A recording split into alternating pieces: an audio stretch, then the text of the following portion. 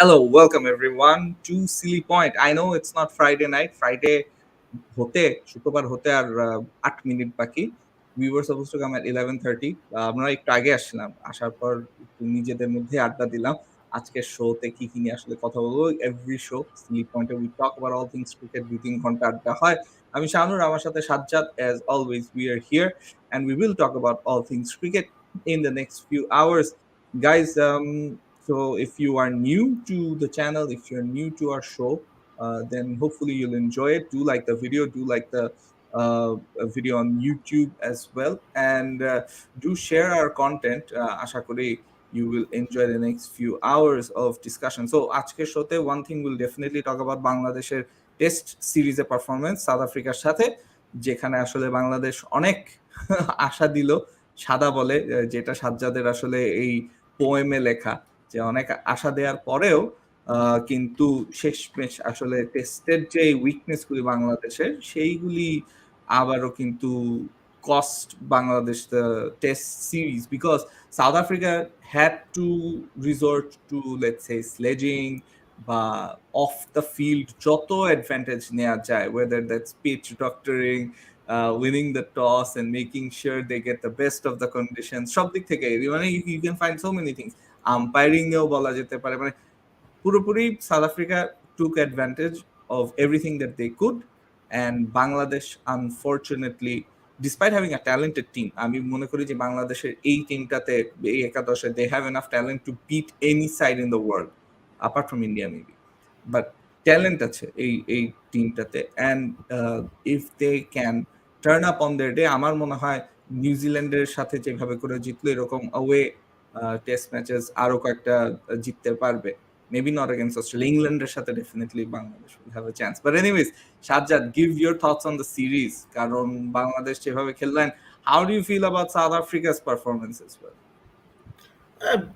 খুবই ভালো একটা সিরিজ ছিল। আচ্ছা, আরেকটা জিনিস করতে ভুলে গেছি, ওইটাও করে ফেলি। সেটা হচ্ছে যে 6 মিনিট বাকি আছে, সবাইকে শুভ নববর্ষ বলি, নববর্ষের শুভেচ্ছা। কারণ যদিও এটা নববর্ষ কোরিলেশনটা হচ্ছে সূর্যাস্তের সাথে, বাট ওই সময় তো আমরা সূর্যোদয়ের করি না।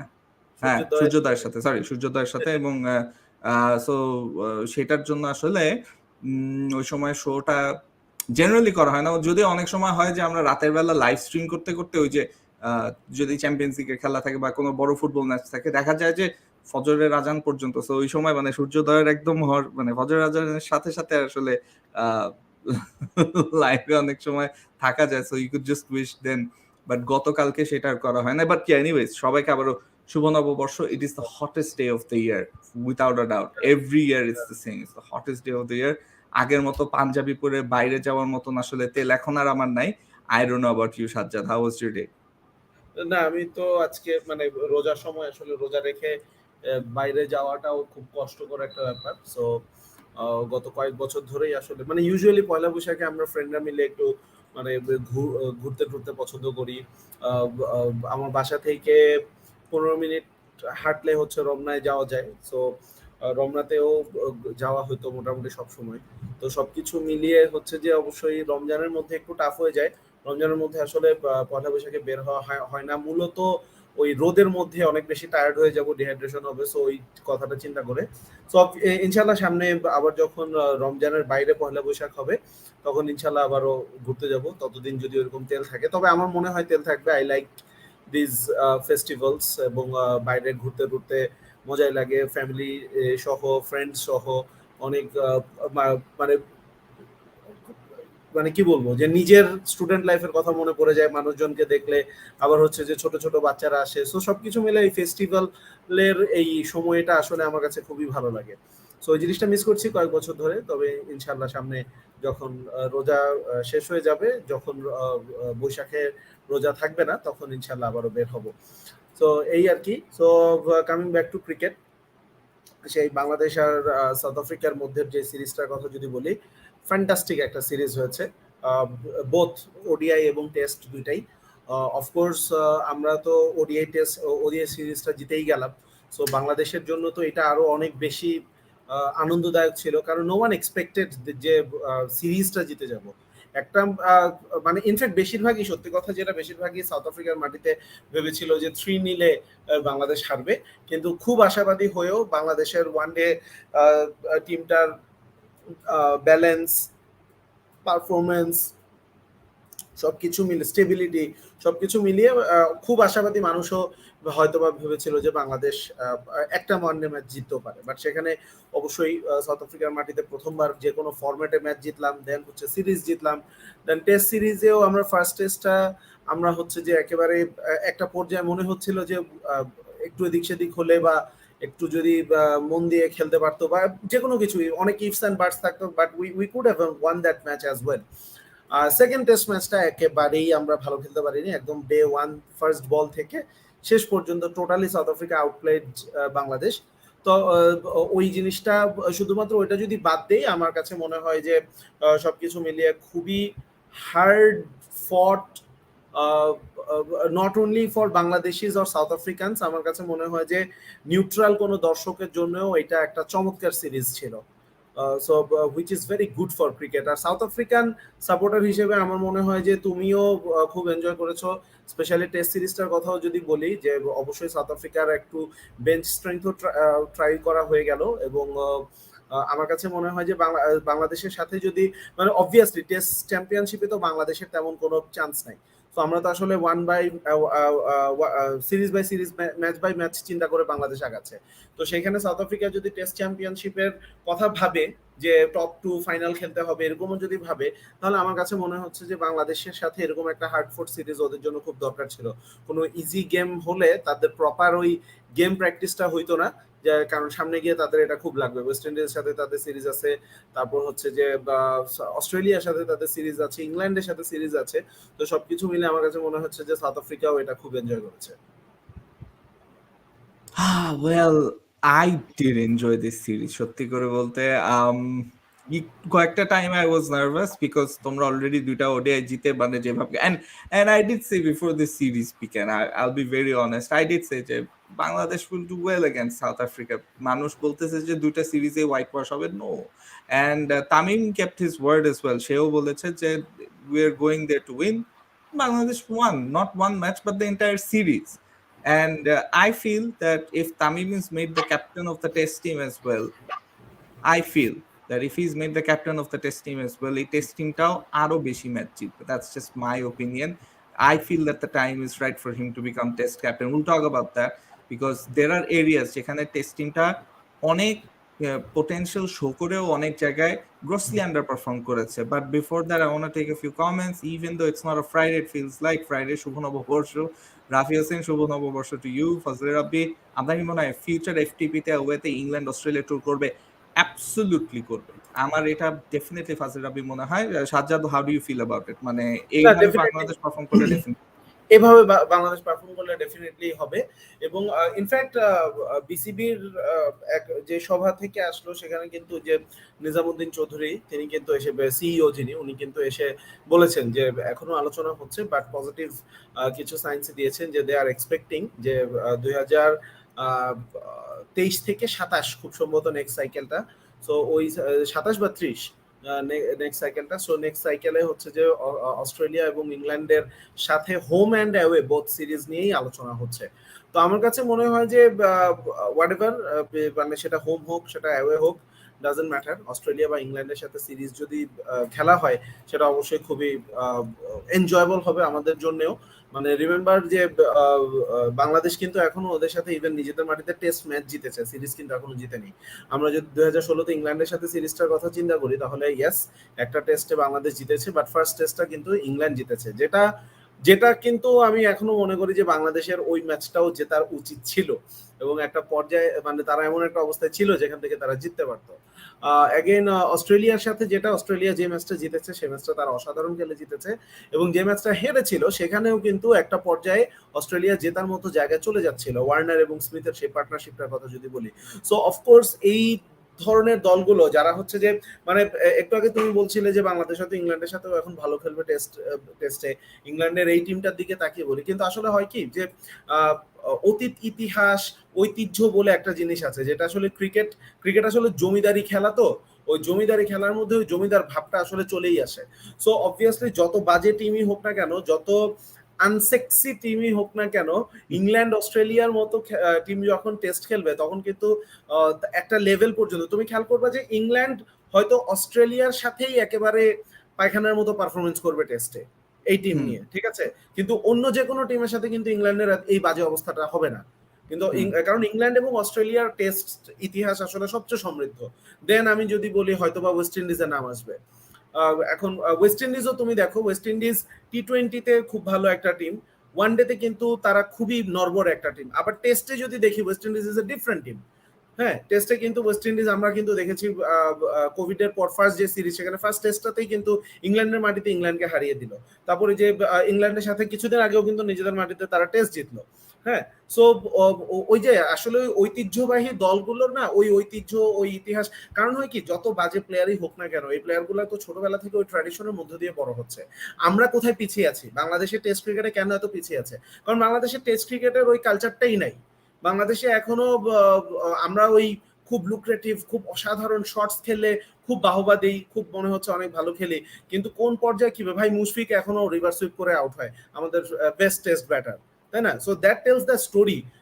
আসলে ওই ট্র্যাডিশন, ওই হিস্ট্রি, ওই কালচার, এই জিনিসগুলোর আসলে ইম্পর্টেন্সটা কি, এই ছোট ছোট জিনিসগুলো থেকে কিন্তু বোঝা যায়। ইয়া ট্রু। আমি আরেকটা ব্যাপার নিয়ে অবশ্যই কথা বলবো, এবং সেটা হচ্ছে যে আইপিএল এ some of the players that are performing yesterday, I think a new star was born yesterday. I know একটা ওভারই ছিল, বাট ডেভাল ব্রেভিস, মানে তার যে performance so far in the IPL, আহামরি কিছু বলবো না, but there was that one over against Rahul Chahar where he just showed that he is such a class player. মানে একটা লেগ স্পিনারকে এইভাবে করে to break him down literally. মানে Rahul Chahar was taken apart. When a batter can do that, and he's only 18, আমি ভুলে 19 বলে ফেলছিলাম, when a player can do that, it goes to show that he's someone special, and he will be ruining careers of many bowlers in the future. I have a feeling. যদিও credit to Rahul Chahar, কারণ সে পরের ওভারগুলো ভালো করেছে, but I think that scar will remain. The next time Rahul Chahar or any leg spinner is facing against Brevis, আমার মনে হয় they'll be very wary because he's such a good player of spin. But anyways, future FTP তে যেটা সাজ্জাদ তুমি বললা, আবারও I have to reiterate that I feel that বাংলাদেশের এই নেক্সট স্টেপটা করার জন্য যে বোলিং লাইন আপটা দরকার ছিল সেটার একটা 70% জায়গায় চলে গেছে with the fast bowling lineup, that is. Minhazul Gurim Asif, what do you think about Ibadat? Apart from that match winning spell, I don't see any consistency in his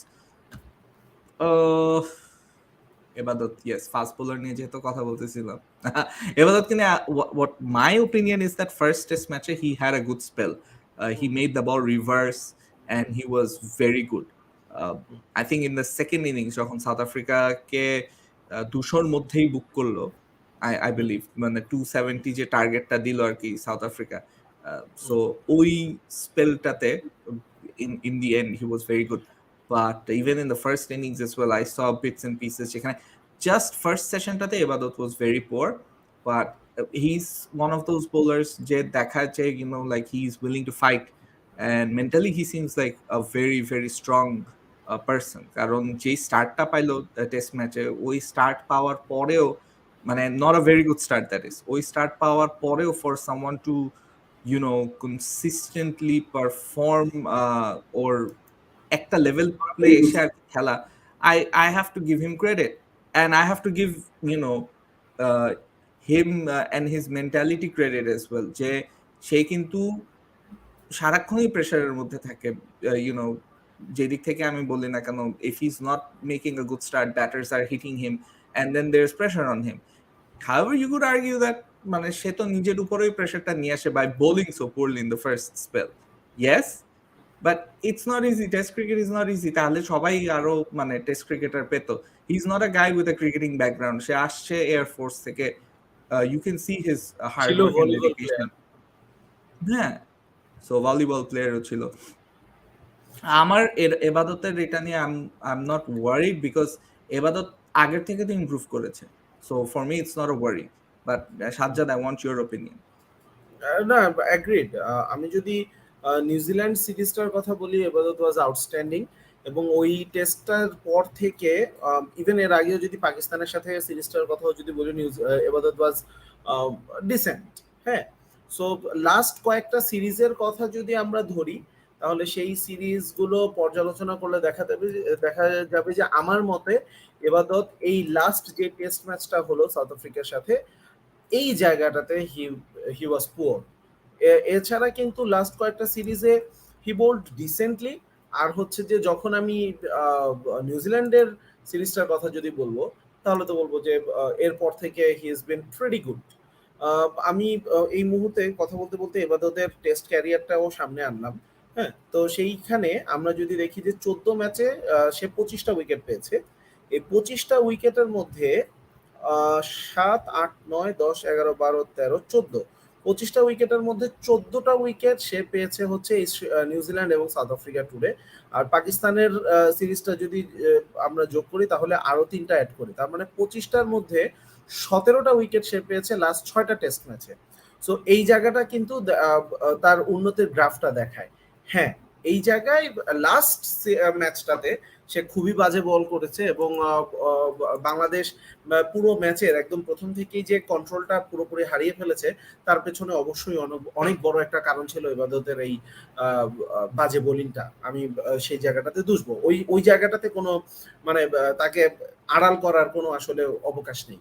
but overall আমার কাছে মনে হচ্ছে যে this first bowling unit বাংলাদেশের কথা যদি বলি, there is Taskin, there is Ebadot, there is Shoriful, there is Abu Jayed Rahi, যার কথা আমরা বারবার বলছি, এবং অফকোর্স আমরা তো সাউথ আফ্রিকা সিরিজে খালেদ আহমেদকেও দেখছি, probably the find of the series for Bangladesh.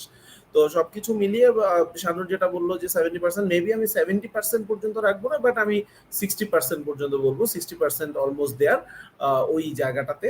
60% বলছি কারণ হচ্ছে যে স্টিল সাকিব না খেলাটা একটা বিগ ওয়ারি বাংলাদেশের জন্য টেস্ট সাইডে। আমরা কিন্তু দেখেছি যে সাউথ আফ্রিকাতে দুটো টেস্টেই বাংলাদেশ কিভাবে স্ট্রাগল করেছে, তাদের 11-এর সাজানোর যে ব্যাপারটা, সেই জায়গাটাতে কিন্তু তারা স্ট্রাগল করেছে। কারণ বাংলাদেশ এখনো কিন্তু ওই জায়গা থেকে, ওই যে বললাম যে টেস্ট ক্রিকেটে ওই কিলার মেন্টালিটিটা আসতে কিন্তু এখনো সময় লাগবে, কারণ বাংলাদেশ এখনো কিন্তু নিয়মিত জিততে পারছে না। সো অবভিয়াসলি আমরা আসলে দলের বাইরে থেকে বা আমরা সাধারণ দর্শকদের জায়গা থেকে আমাদের জন্য বলাটা খুব সহজ যে 5টা বোলার নিয়ে কেন খেলবে না, 5টা বোলার নিয়ে কেন খেলবে না। কিন্তু সত্য কথা যেটা, আমাদের এখনো কিন্তু ওই 45-50 এভারেজের কোনো ব্যাটার নাই। একমাত্র সর্বোচ্চ এভারেজ হচ্ছে মুমিনুলের 40, কিন্তু সেটাও কিন্তু দেশের বাইরে ইটস নট ভেরি গুড। না, তো এখন সবকিছু মিলিয়ে মুমিনুলের এভারেজ সর্বোচ্চ না, Shakib I think has overtaken. আচ্ছা, এই সিরিজের পরে হয়তো মুমিনুলরা নেমে যেতে পারে, তাহলে একটু Yeah. দেখে পড়তে হবে। মানে এই সিরিজের শুরুতেও হচ্ছে 40 ছিল, সো মেবি এখন 40 নিচে নেমে গেছে কিনা আই এম নট শিওর, দেখতে হবে। It's 39.84 আর সাকিবের হচ্ছে 39.9, এরকম কিছু একটা। just wanna make sure আর কি। আচ্ছা, সো ওই জায়গাটাতে বললাম তো, এখন ওই জায়গাটা থেকে বাংলাদেশ এখনো ওই সাহসটা হয়তো দেখাতে পারছে না, এবং আন্ডারস্ট্যান্ডেবলি আমি আমার পয়েন্ট থেকে যদি বলি, কারণ ব্যাটিংটাই কিন্তু সবচেয়ে বেশি ভোগাচ্ছে। কারণ বোলিংটা হচ্ছে কি, শুধু বাংলাদেশ না, যে কোনো দলই যখন একটা ইনিংসে একটা টেস্টে যখন বোলিংটা খারাপ হয় না, তখন একটা পর্যায়ে কিন্তু বেস্ট টেস্ট দলগুলাও একটা পর্যায়ে মনে করো যে অপোনেন্ট 150 ওভার খেলছে। একটু আবার কাট অফ করলাম, সাকিবের হচ্ছে 39.5 এক্স্যাক্টলি, মুমিনুলের 0.2 কম, 39.48। It's not মানে ওকে, সো কাছাকাছি 39.5 বলা যায় আর কি। তো এটাই আর কি। তো এখন ওই জায়গাটা যদি একটু সর্ট আউট করে ফেলে বাংলাদেশ, মেবি সাকিবকে নিয়মিত পাওয়া গেলেও আসলে কতই বা ক্রিকেট বাকি আছে সাকিবের, 2 বছর 3 বছর, দ্যাটস ইট। সো এর মাঝে দুটা জিনিস করতে হতে পারে। একটা হইতেছে যে অফকোর্স ব্যাটারদেরকে হাত তুলতে হবে যে ভাই আমরা আমাদের বেস্ট এফোর্টটা দিয়ে যাব, এবং ওই এফোর্টটা দিয়ে হচ্ছে যে ওই 30-35 এভারেজের এরাটা বাংলাদেশের এখন পিছিয়ে ফেলে they need to step into the 40s or higher 40s। ওই জায়গায় যখন চলে যাবে, তখন কিন্তু আমরা 5 বোলার নিয়ে খেলার সেই জায়গাটাতে যেতে পারবো। এর আগে I have a feeling Sajjad that Shakib, Tamim, মানে যারা টেস্টে রিসেন্টলি খুব একটা কনসিস্টেন্ট না, তামিম একটা অবশ্যই ইনজুরির জন্য, যদিও there are rumors সে খেলতে চায় না or whatever, বাট সাকিবের যেটা মানে খুবই ক্লিয়ার যে ওর টেস্ট নিয়ে একটু হলেও অবহেলা আছে অনেক দিক থেকে। এখন মানে অনেকে তো বলে যে সাকিব কেনই বা খেলবে এই টিমের জন্য, রাইট?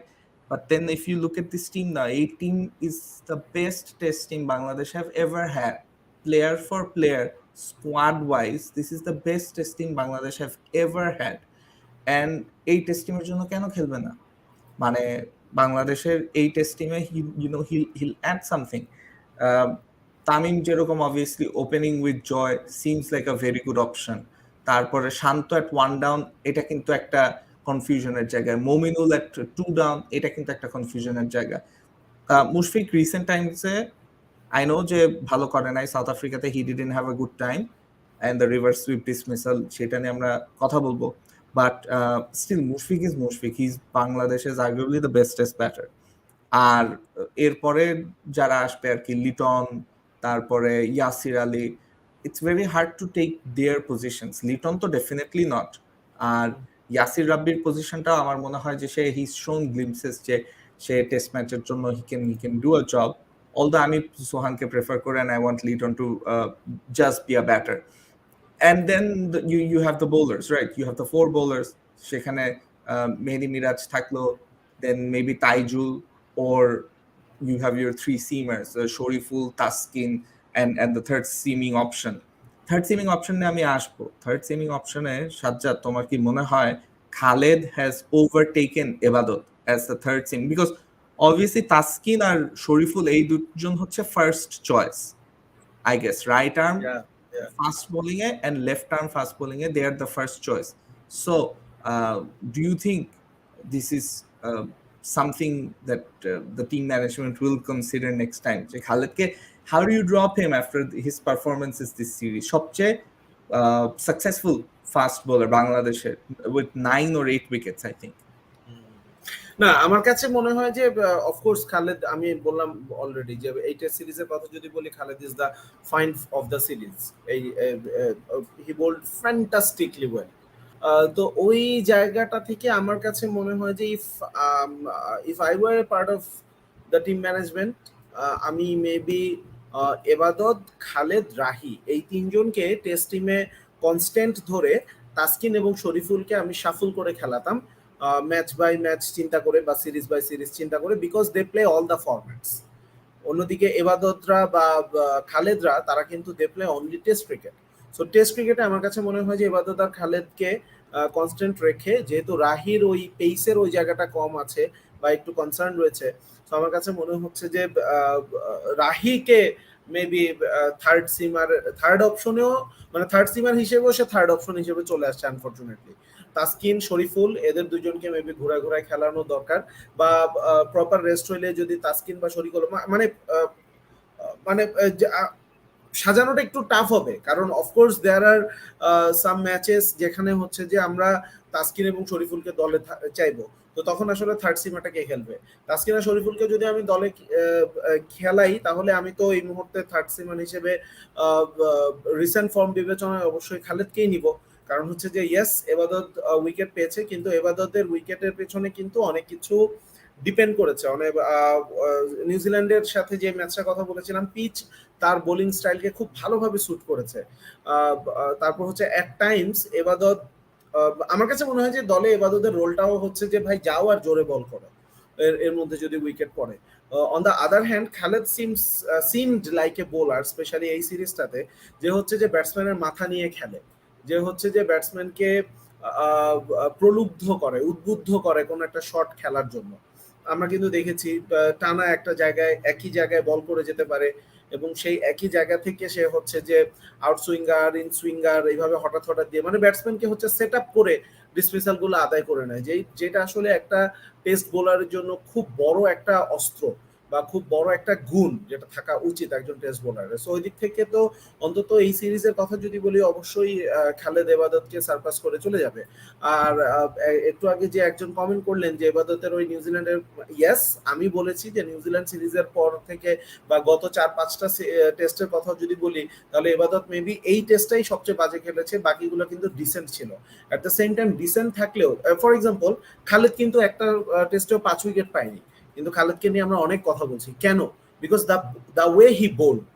এবাদতকে নিয়ে কিন্তু কথা শুরুই হয়েছে আফটার দ্যাট 6 উইকেট হল।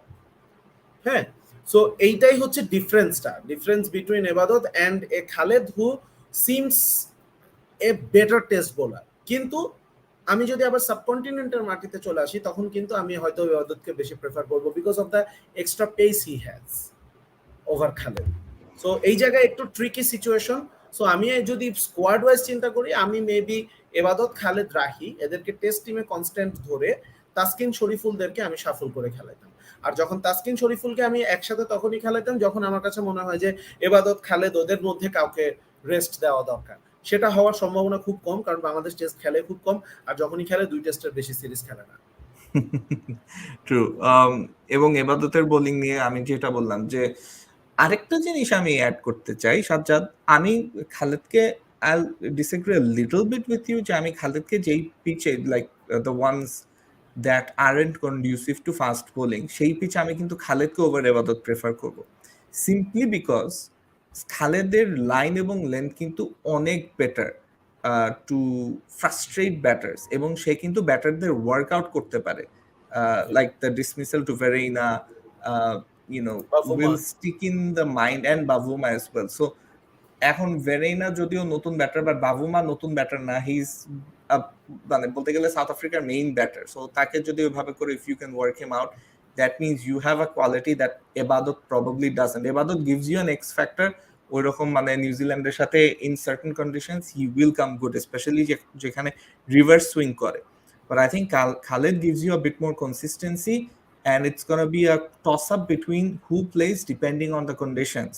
So it's good to have options. Again, আমি আরেকটা জিনিস নিয়ে আসবো এবং সেটা হচ্ছে যে সামনে শ্রীলঙ্কা সিরিজ, শ্রীলঙ্কার যে টিম, শ্রীলঙ্কার যে এখন পরিস্থিতি, ফাইন্যান্সিয়াল যে পরিস্থিতি, মোহাম্মদ ফাজল রাব্বির প্রশ্নের সাথে আর কি আমি আসলে এটা নিয়ে বলতে চাই যে আসলে শ্রীলঙ্কার এই টিমটার সাথে বাংলাদেশের that's a very good opportunity. I think south আফ্রিকার সাথে সাউথ আফ্রিকাকে হারানোরও খুব ভালো একটা অপরচুনিটি ছিল বাংলাদেশে। আই পার্সোনালি ফিল বাংলাদেশ যদি ফার্স্ট টেস্ট ম্যাচটাতে টসে জয়লাভ করে যদি বাংলাদেশ ব্যাটিং করত আর তামিম ইকবাল ইনজুর্ড না হয়ে যেত, সেখানে টু বিগ ইফস যদি এই দুটো হতো, আমার মনে হয়, এন্ড থার্ড হচ্ছে যদি তাইজুলকে সিলেক্ট করা হতো, যে ফাইন হঠাৎ করে শরীফুল ইনজুর্ড হয়ে গেলেও I know Khaled was the pick of the bowlers, but if Taijul bowled along with Khaled and maybe এবাদতকে বাদ দিয়ে, if Bangladesh understood the conditions better, তাহলে আমার মনে হয় একটা ভালো সম্ভাবনা থাকতো। শ্রীলঙ্কার ফাইন্যান্সিয়াল কন্ডিশন নিয়ে আই ওয়ান্ট টু নো যে বাংলাদেশ কেমন করবে। এন্ড নাম্বার 2 ইজ বাংলাদেশের যেটা আর কি আমরা রিসেন্টলি রিপোর্টসে মানে কয়েকটা জার্নালিস্টের দেখেছি এটা নিয়ে কথা বলতে, এন্ড এটাকে আমরা লজিক্যাল হিসাবে ধরতে পারি যে বাংলাদেশের সিনিয়রদের প্লেয়ারদের একটা আলাদা you know there is a section of players যারা হচ্ছে টিমের ডিসিশন মেকিং এ they override what the coach or the coaches and the management things, এবং সেটা ওভাররাইড করে they decided to go with bowling first on foreign conditions. And এইটা যে true সেটা আমরা জানি বিকজ কোচ নিজেই কিন্তু পোস্ট ডে প্রেস কনফারেন্সে আফটার দ্য ফার্স্ট ডে সে নিজেই বলছে যে বাংলাদেশের ব্যাটাররা অ্যাওয়ে কন্ডিশনসে প্রথমে ব্যাট করাটা নিয়ে একটু ওয়ারিড বা একটু মানে ডিফেন্সিভ থাকে, একটু মানে ভয় পায় বেসিক্যালি। সো ইউনো দুইটা মতামত সাজ্জাদ। না ট্রু, মানে যেটা বললা যে বাংলাদেশ তারা কিন্তু বলেছে যে টসে জিতে কি করবে এটা নিয়ে কিন্তু ড্রেসিং রুমেও তাদের মধ্যে একটু কনফিউশন ছিল। সো ওই জায়গাটা থেকে তো অবশ্যই বলতেই হবে। বাট ইয়েস, আমি অন্য সবকিছুও যদি বাদ দিই, সব বুঝলাম টসে জিতে ফিল্ডিং নিল, তাইজুলকে নেয় নাই, সবকিছু বাদ দিয়েও কিন্তু আমার কাছে মনে হয় যে ফোর্থ ইনিংসে বাংলাদেশ একটু সেন্সিবলি ব্যাট করলে they could win the game. Pitch অত আনপ্লেয়েবল ছিল না যতটা আনপ্লেয়েবল তারা করেছে, দেখিয়েছে। South Africa were under pressure in the first test match তো for sure, even second test matchেও if Bangladesh first ইনিংসে ওই মাহারাজের ওই ইনিংসটার কথা যদি বলি, ওইখানে যদি একটু স্মার্ট ক্যাপ্টেন্সি করতে পারতো and kept the pacers on, and then second of all when batting last silly পয়েন্টে কিন্তু ডে 1 ছিল সেকেন্ড টেস্টে। ইয়া তখন কিন্তু আমরা এটা নিয়ে ডিসকাস করেছিলাম যে দিনটা 50-50 হয়েছে বিকজ বাংলাদেশ 5টা উইকেট তুলে নিয়েছে এবং হচ্ছে যে এটাও বলেছিলাম যে if the next day Bangladesh could pick up Verena in the first half an hour, then the game could be Bangladesh. ভেরিনাকে তো আউট করছিল first half an hour. Exactly ভুলটা ওই জায়গাটাতেই হয়ে গেছে। ভেরিনাকে আউট করার পরে যে উইন্ডোটা ওপেন হয়েছে সেই উইন্ডোটা নিজেরাই বন্ধ করে দিয়েছে by bringing spinners in front of Keshav Maharaj. কারণ ওই জায়গাটাতে একটা বিশাল মিস্টেক হয়ে গেছে। এক্স্যাক্টলি, এন্ড বাংলাদেশের আই অলসো ফিল সাজ্জাদ যে এই টেস্ট সিরিজ থেকে Khaled was a positive, I also feel Taijul was a positive, I feel Miraz was a positive, Yasir Ali Rabbi was a positive, Joy was a massive positive. মানে দিজ আর অল প্লেয়ার্স, হ্যাঁ, they didn't perform consistently or didn't play in both test matches, but they showed that they are players that should be in the test side. And I also feel that they showed enough that they can give good service in the future. Joyer weakness obviously কিছু technical আছে, and I've said that before that or outside the off stump he pushes at deliveries, সেগুলিতে আসলে খেলা দরকার নেই, এবং technical একটা flaw আর কি এটা, he plays away from the body, playing away from the body without taking your footwork অভাব আছে। And I think South Africans exposed that in the second test match. First test match, which they didn't do, I think. They bowled very straight at Joy. Second test match, they gave him room. Outside of stump দিয়ে, go for it. And, Joy fell for it. জয়ের performance নিয়ে আসলে social মিডিয়াতে অনেক বেশি কথা হচ্ছে এবং মানুষ অনেক বেশি টিটকারি মারতেছে যে ওকে তো দ্রাবিড় বানায় ফেলা হয়েছিল, এই বানায় ফেলা হয়েছিল, সেই বানায় ফেলা হয়েছিল। বাট সত্যি কথা কি, আমরা যদি খেলাটা খুব ভালো মতো দেখি, জয়ের অবস্থাও বাদ বাকি ট্যালেন্টেড প্লেয়ারদের মতোই ক্লাস আছে। ভাই he is just a kid. হ্যাঁ, মানে ওকে একটু অবশ্যই ক্যারিয়ারের শুরুতে এই ধরনের সমস্যাগুলো থাকবে একটা নতুন প্লেয়ারের। এখন প্রশ্ন হচ্ছে এই সমস্যাটা নিয়ে সে কত তাড়াতাড়ি কাজ করে কত তাড়াতাড়ি এটা ওভারকাম করতে পারবে। সেটা যদি সে করতে না পারে, দেন ইউ আর রাইট যে জয়ের অবস্থা ভালো না, এই ট্যালেন্ট আছে কিন্তু আর কিছু নেই। সো আমার কাছে মনে হয় যে ওই জায়গাটার আগেই আমাদের এত নেগেটিভ কথাবার্তা বা এত নেগেটিভ থটসে যাওয়া। বাট এটা হবে, এটা বাংলাদেশি ফ্যান কি, এটা যে কোনো টিমের ফ্যানরাই এরকমই, খুব রিঅ্যাকশনারি। মানে আমি এটা নতুন, মানে আমি এটা আনএক্সপেক্টেড হিসাবে দেখছি না, যিনি এটা করবেই। মানে এইটা যদি না করে তাহলে বাংলাদেশের ক্রিকেট ফ্যান কিনে হইলো। মানে অনেস্টলি একটা ম্যাচ ভালো করলে পরের দিন তাকে নিয়ে প্রশংসা করে he is taken up to the moon, and then পরের ম্যাচেই দুইটা ইনিংসে কোনো রান করলো না, and then all over sudden দিয়ে হবে না। মানে ব্যাপারটা এরকম। বাট এই জিনিসটা কেন হয় সাজ্জাদ, বিকজ মোস্ট পিপল এখন যারা সোশ্যাল মিডিয়াতে মানে কমেন্ট করে বা যারা অ্যাক্টিভ, তারা খেলাটা কম দেখে। এবং এইটা কিন্তু ফ্যাক্ট। আগেকার মানুষ যারা খেলা নিয়ে কথাবার্তা বলতো, তারা কিন্তু, বা যারা খেলা নিয়ে অপিনিয়ন শেয়ার করতো, তারা খেলা না দেখে কিন্তু খেলা নিয়ে বলতো না। আগেকার বলতে আমি আমাদের কথাও বলি, আমরা খেলা না দেখে, খেলা নিয়ে একটা স্কোর কার্ড দেখে কোনোদিনও কথা বলবো না, কোনোদিনও আমরা স্কোর কার্ড দেখে কথা বলবো না। এবং এই জিনিসটা আমি মিডিয়াতে কাজ করি আর না করি, তুমি মিডিয়াতে কাজ করো আর না করো, এটা আমাদের স্বভাবে, এটা আমাদের রক্তেই নাই। এবং এইটা হচ্ছে সবচেয়ে ইম্পর্টেন্ট জিনিস, কারণ আমরা ইন্টারনেটের যুগের আগের থেকে আমাদের সময় আসলেই খেলা দেখে খেলা শেখা লাগছে। আমরা যে সময় থেকে খেলা দেখি তখন ইন্টারনেট ছিল না, আমরা টিভিতে খেলা দেখে বড় হয়েছি, বা মাঠে যে খেলা দেখছি, এন্ড পত্রিকায় পড়ে, যেটা টিভিতে আমরা দেখছি পরের দিন ওটা আমরা হয়তো বা পত্রিকায় পড়ছি। বাট এখনকার জেনারেশন এখন মানে অনলাইনে গিয়ে দেখলো কয়েকটা মিম, কয়েকটা পোস্ট, কয়েকটা কমেন্ট অনলাইনে, এবং সেটা নিয়ে সে তার একটা ধারণা, একটা কমেন্ট হয়ে যাবে।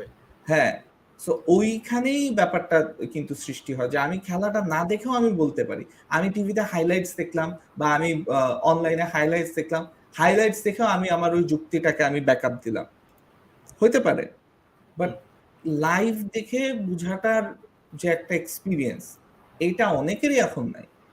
ম্যাক্সিমাম জনই যারা কমেন্ট করে, সেই ফর ইনস্টেন্স রাকিব হাসান আরো জিজ্ঞেস করছে, সাজ্জাদ ভাই আপনি তো ডক্টর, তো হেক্টিক লাইফ মেনটেন করে খেলা বল বাই বল কিভাবে ফলো করেন। সো দ্যাটস দ্য ইস্যু, যে আমরা যারা আসলে খেলা দেখি, আমরা খেলা আমাদের মানে সময় বাইর করে ফেলি। আমরা যখন যেরকম যেই ম্যাচটা নিয়ে আমরা দেখবো সেই ম্যাচটা নিয়ে আমরা কথা বলবো। আমরা কিন্তু এখানে আজকের আইপিএল ম্যাচ নিয়ে কথা বলতেছি না, যদিও আইপিএল ম্যাচটা আজকের কিছু কিছু দেখা হয়েছে, but I am just giving you an example. যে জিনিসটা হচ্ছে যে খেলা না দেখে খেলা নিয়ে কমেন্ট করাটা, হ্যাঁ এটা মানে ফ্যানরা করে, এখনকার জেনারেশনের ফ্যানরা করে, আমি এক্সপেক্ট করে নিছি, বাট এই জিনিসটা মানে ইটস আ ব্যাড প্র্যাকটিস আমি যেটা মনে করি। কারণ খেলা না দেখে খেলা নিয়ে কমেন্ট করে, এবং একটা প্লেয়ারের জন্য ওই কমেন্টটা যখন যায়, যে রেগুলার মানে social media players have to deal with it, এটা কিন্তু মানে একটা প্রবলেম্যাটিক সিচুয়েশন হয়ে যায়, যে প্লেয়ারদেরও যখন এরকম মতামত নিয়ে you have to deal with it, যে সে খেলা না দেখে অ্যাকচুয়ালি কমেন্ট করতেছে। So players also need to understand যে ফ্যান্স, ইভেন আমি বলবো যে নিউ জেন জার্নালিস্ট যারা, নিউ জেন মিডিয়াতে যারা কাজ করে, এদের মধ্যে ম্যাক্সিমামই খেলা বুঝে না। নিউ জেনারেশনের মিডিয়াতে যারা কাজ করে খুবই ডিসঅ্যাপয়েন্টিং ম্যাক্সিমাম জনেরই, আমি যেটা দেখছি।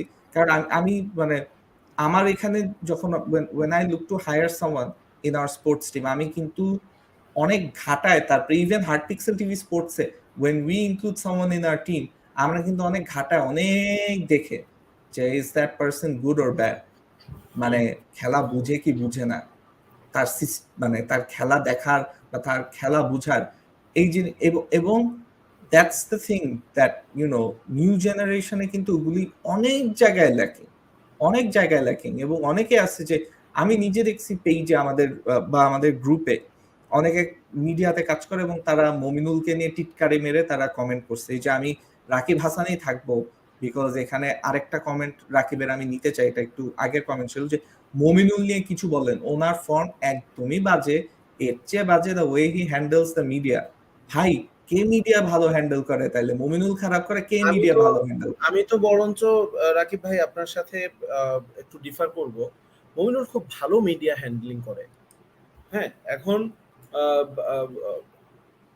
আজকে শানুর একটা কথা বললো যে মেবি তামিম যদি বাংলাদেশের টেস্ট ক্যাপ্টেন হয়, দ্যাটস এ ডিফারেন্ট থিং, যে বা তামিম হয়তো বা বেটার টেস্ট ক্যাপ্টেন হবে, মেবি সাকিবও বেটার টেস্ট ক্যাপ্টেন হবে, বাট আরেকজন বেটার টেস্ট ক্যাপ্টেন হবে বা আরেকজন বেটার টেস্ট ক্যাপ্টেন আছে, এই জন্য একজন কিন্তু গালি খাইতে পারে না যে কারেন্টলি আছে। মমিনুলের ক্ষেত্রে ব্যাপারটা অনেকটা এরকম হচ্ছে। মমিনুল ওর জায়গা থেকে ওর লিমিটেশন অনুযায়ী he is trying his best. সে তার মতো, প্রত্যেকটা মানুষের লিডারশিপ আলাদা, মানে এক একটা লিডারের লিডারশিপ স্টাইলটা আলাদা। মমিনুলের লিডারশিপ স্টাইলটা আলাদা। মমিনুল ইজ সামওয়ান যে হচ্ছে যে দলের ব্যর্থতার দায় নিজের ঘাড়ে নিতে চায়। মমিনুল ইজ সামওয়ান যে হচ্ছে যে মমিনুল যখন তাকে একটা কোয়েশ্চেন করা হলো যে কোন সিরিজে আমার খেয়াল নাই, সাকিব ছাড়া কি হবে, বা টেস্ট ম্যাচের সিরিজে আপনারা কিভাবে কেমন পারফর্ম করবেন, বা এই ধরনের কিছু একটা বলতেছিল। তো তখন কিন্তু সে একটা কথা বলতেছিল যে কি আর হবে, ওরা বল করবে আমরা ব্যাট করব, আমরা বল করবে ওরা ব্যাট করবে, এই ধরনের একটা কথা বলছিল। এটা নিয়ে আমাদের সোশ্যাল মিডিয়াতে প্রচুর ট্রোল হয়েছে, কিন্তু আমার কাছে তো মনে হইতেছে যে that's the best answer to that stupid question. হ্যাঁ, ট্রোল করার আসলে ব্যাপারটা কি, যারা ট্রোল করে বা যারা এরকম মজা নেয় সোশ্যাল মিডিয়াতে, তারা ম্যাক্সিমামই তো স্টুপিড। এটা কি তারা বুঝে? মানে হ্যাঁ, মানে ট্রোলেরও কিন্তু একটা লেভেল আছে। না, মানে এটা লেভেলের ব্যাপার না সাজ্জাদ, কিন্তু আমি কিন্তু একদম খুবই সিম্পলি আমি যদি বলি যে কেউ যদি একটা প্লেয়ারকে নিয়ে সে ট্রোল করে, সে কি একটা কথা বললো বা সেটা নিয়ে, রাইট, ওই জায়গায় আপনি থাকলে আপনি কি বলতেন? Think about it. আমাকে যারা ট্রোল করে, না এভার যারা ট্রোল করে, রাইট, ট্রোল জিনিসটা হচ্ছে যে একটা মানুষকে নিয়ে আমি মজা নিচ্ছি, একটা মানুষকে নিয়ে আমি অনলাইনে একটা জিনিস দেখে আমি তাকে নিয়ে মজা নিচ্ছি, ঠিক আছে, যে মানুষটা আমাকে চিনে না, আমাকে 2 পয়সার দাম দেয় না, তাকে নিয়ে আমি মজা নিচ্ছি, এবং তাকে আমি জাজ করছি based of one comment. So পুরো জিনিসটা বেশিরভাগ সময় একটা মানুষ যদি একদম বেশিরভাগ সময় বেসিকে যদি স্টুপিড না হয় সাজ্জাদ, সে কিন্তু এটা করবে না। তুমি চিন্তা করে দেখো, নোবডি, যে বেশিরভাগ সময় সেই কমেন্টের ব্যাকগ্রাউন্ড কনটেক্সট এগুলাও আমরা জানি না ট্রোল করা। হ্যাঁ, সো এবং অনেক সময় এমনও হয় যে প্রশ্ন এমন একটা করছে, ওই প্রশ্নটা না শুনে একটা মানুষের কমেন্ট শুনে আমরা সেটা নিয়ে জাজ করতেছি। আমরা বললাম বিকজ মানে যেটা আর কি আমাদের আশেপাশে সোশ্যাল মিডিয়াতে করে। এখন the way Mominul addresses the media, আমার যেরকম আমি একটা জাস্ট আইডিয়া দিলাম, and this is to everyone else যারা হয়তো বা শো দেখে, যারা মিডিয়াতে কাজ করে বা মিডিয়াতে কাজ করতে ইচ্ছুক, ভাই আপনার মেন্টালিটি এবং আপনার মাইন্ডসেট যদি এরকমই থাকে যে মমিনুল এরকম, মমিনুল বোকা, মমিনুল বোকার মতন করে কথা বলে, বা মমিনুলকে দিয়ে হবে না anything, right? If you have that in your mind, give a proper reason why you think that, instead of picking one comment that he says. আর এটাও মাথায় রাখবেন যারা আর কি এরকম চিন্তা করতেছে, একদিন না একদিন আপনার হয়তো বা অ্যাসাইনমেন্ট করতে পারে মমিনুলের ইন্টারভিউ নেয়া, সো তখন আপনার সিচুয়েশনটা কিন্তু অকওয়ার্ড হয়ে যাবে। If Mominul knows that you're hating on him, and মানে ব্যাপারটা এরকম, ঠিক আছে? আমি বলতেছি না যে প্লেয়ারদের ফ্রেন্ডই হইতে হবে, প্লেয়ারদের ফ্রেন্ড হওয়া লাগবে না, বাট বি অবজেক্টিভ। যে আমার মমিনুলের ব্যাটিংটা আমার পছন্দ হয় না, মমিনুল গেটস মানে ভেরি লাকি, আমার নিউজিল্যান্ডে যে 88 রানসটা করলো, ঠিক আছে, আমার মমিনুলের ব্যাটিং না, I found lots of areas and issues, যেটা আমার মনে হয়েছে যে অ্যাজ আ প্লেয়ার তার যে অ্যাওয়ে পারফরমেন্সেস খারাপ, সেটার অনেক কারণ আছে। অ্যান্ড সেটার সাথে আমি তাই বলে অবজেক্টিভলি বলবো না, বা আনঅবজেক্টিভলি আমি বলবো না যে সে মানে ইউনো বোকা, সে মিডিয়া এটা এইভাবে হ্যান্ডেল করতে পারে না। আমি অবজেক্টিভলি তার ব্যাটিং দেখে আমি বলতে পারবো যে এখানে সমস্যা। সে একটা ইনিংসে 3-4 বার ড্রপ হয়েছে, অনেকবার এলবিডব্লিউ শট সে সার্ভাইভ করে তারপরে রানগুলি করছে, আমি এগুলি নিয়ে বলতে পারবো মুমিনুলের ক্ষেত্রে। বাট আমি এটা বলতে পারবো না যে the way he handles the media, এইটাতে আমি অনেক বিশাল সমস্যা পাচ্ছি। মানে সাজ্জাদ তুমি যেটা বললা, হ্যাঁ, there are issues মমিনুলের সাথে আমার নিজেরও কথা হয়েছে, and I'll give you an example. So 99-এ বাংলাদেশের যখন টেস্ট স্ট্যাটাস পাইলো, and ফার্স্ট টেস্ট ম্যাচটা যখন খেললো 2000-এ, so ওইটার সময় I asked him that like first test match, do you have any memories or not? So সে খুব ক্লিয়ারলি বলছে যে আমি তখন আসলে ক্রিকেট খেলা দেখতাম না। So that's, he's being honest, he's not trying to make something up, যে হ্যাঁ আমি এই দেখে আমি এত ইন্সপিরেশন পাইছি ব্লা ব্লা ব্লা, যেটা হয়তো বা 4-5টা অন্য ক্রিকেটার হয়তো বা করতে চাইতো। I personally feel Mominul as a person and as a captain is a person যাকে নিয়ে টিমমেটদের ব্যাক এন্ডে বিহাইন্ড দ্য সিনস আমরা কিন্তু কোনো কমপ্লেইন শুনি না। We don't hear other players saying that Mominul is a problematic character, Mominulকে নিয়ে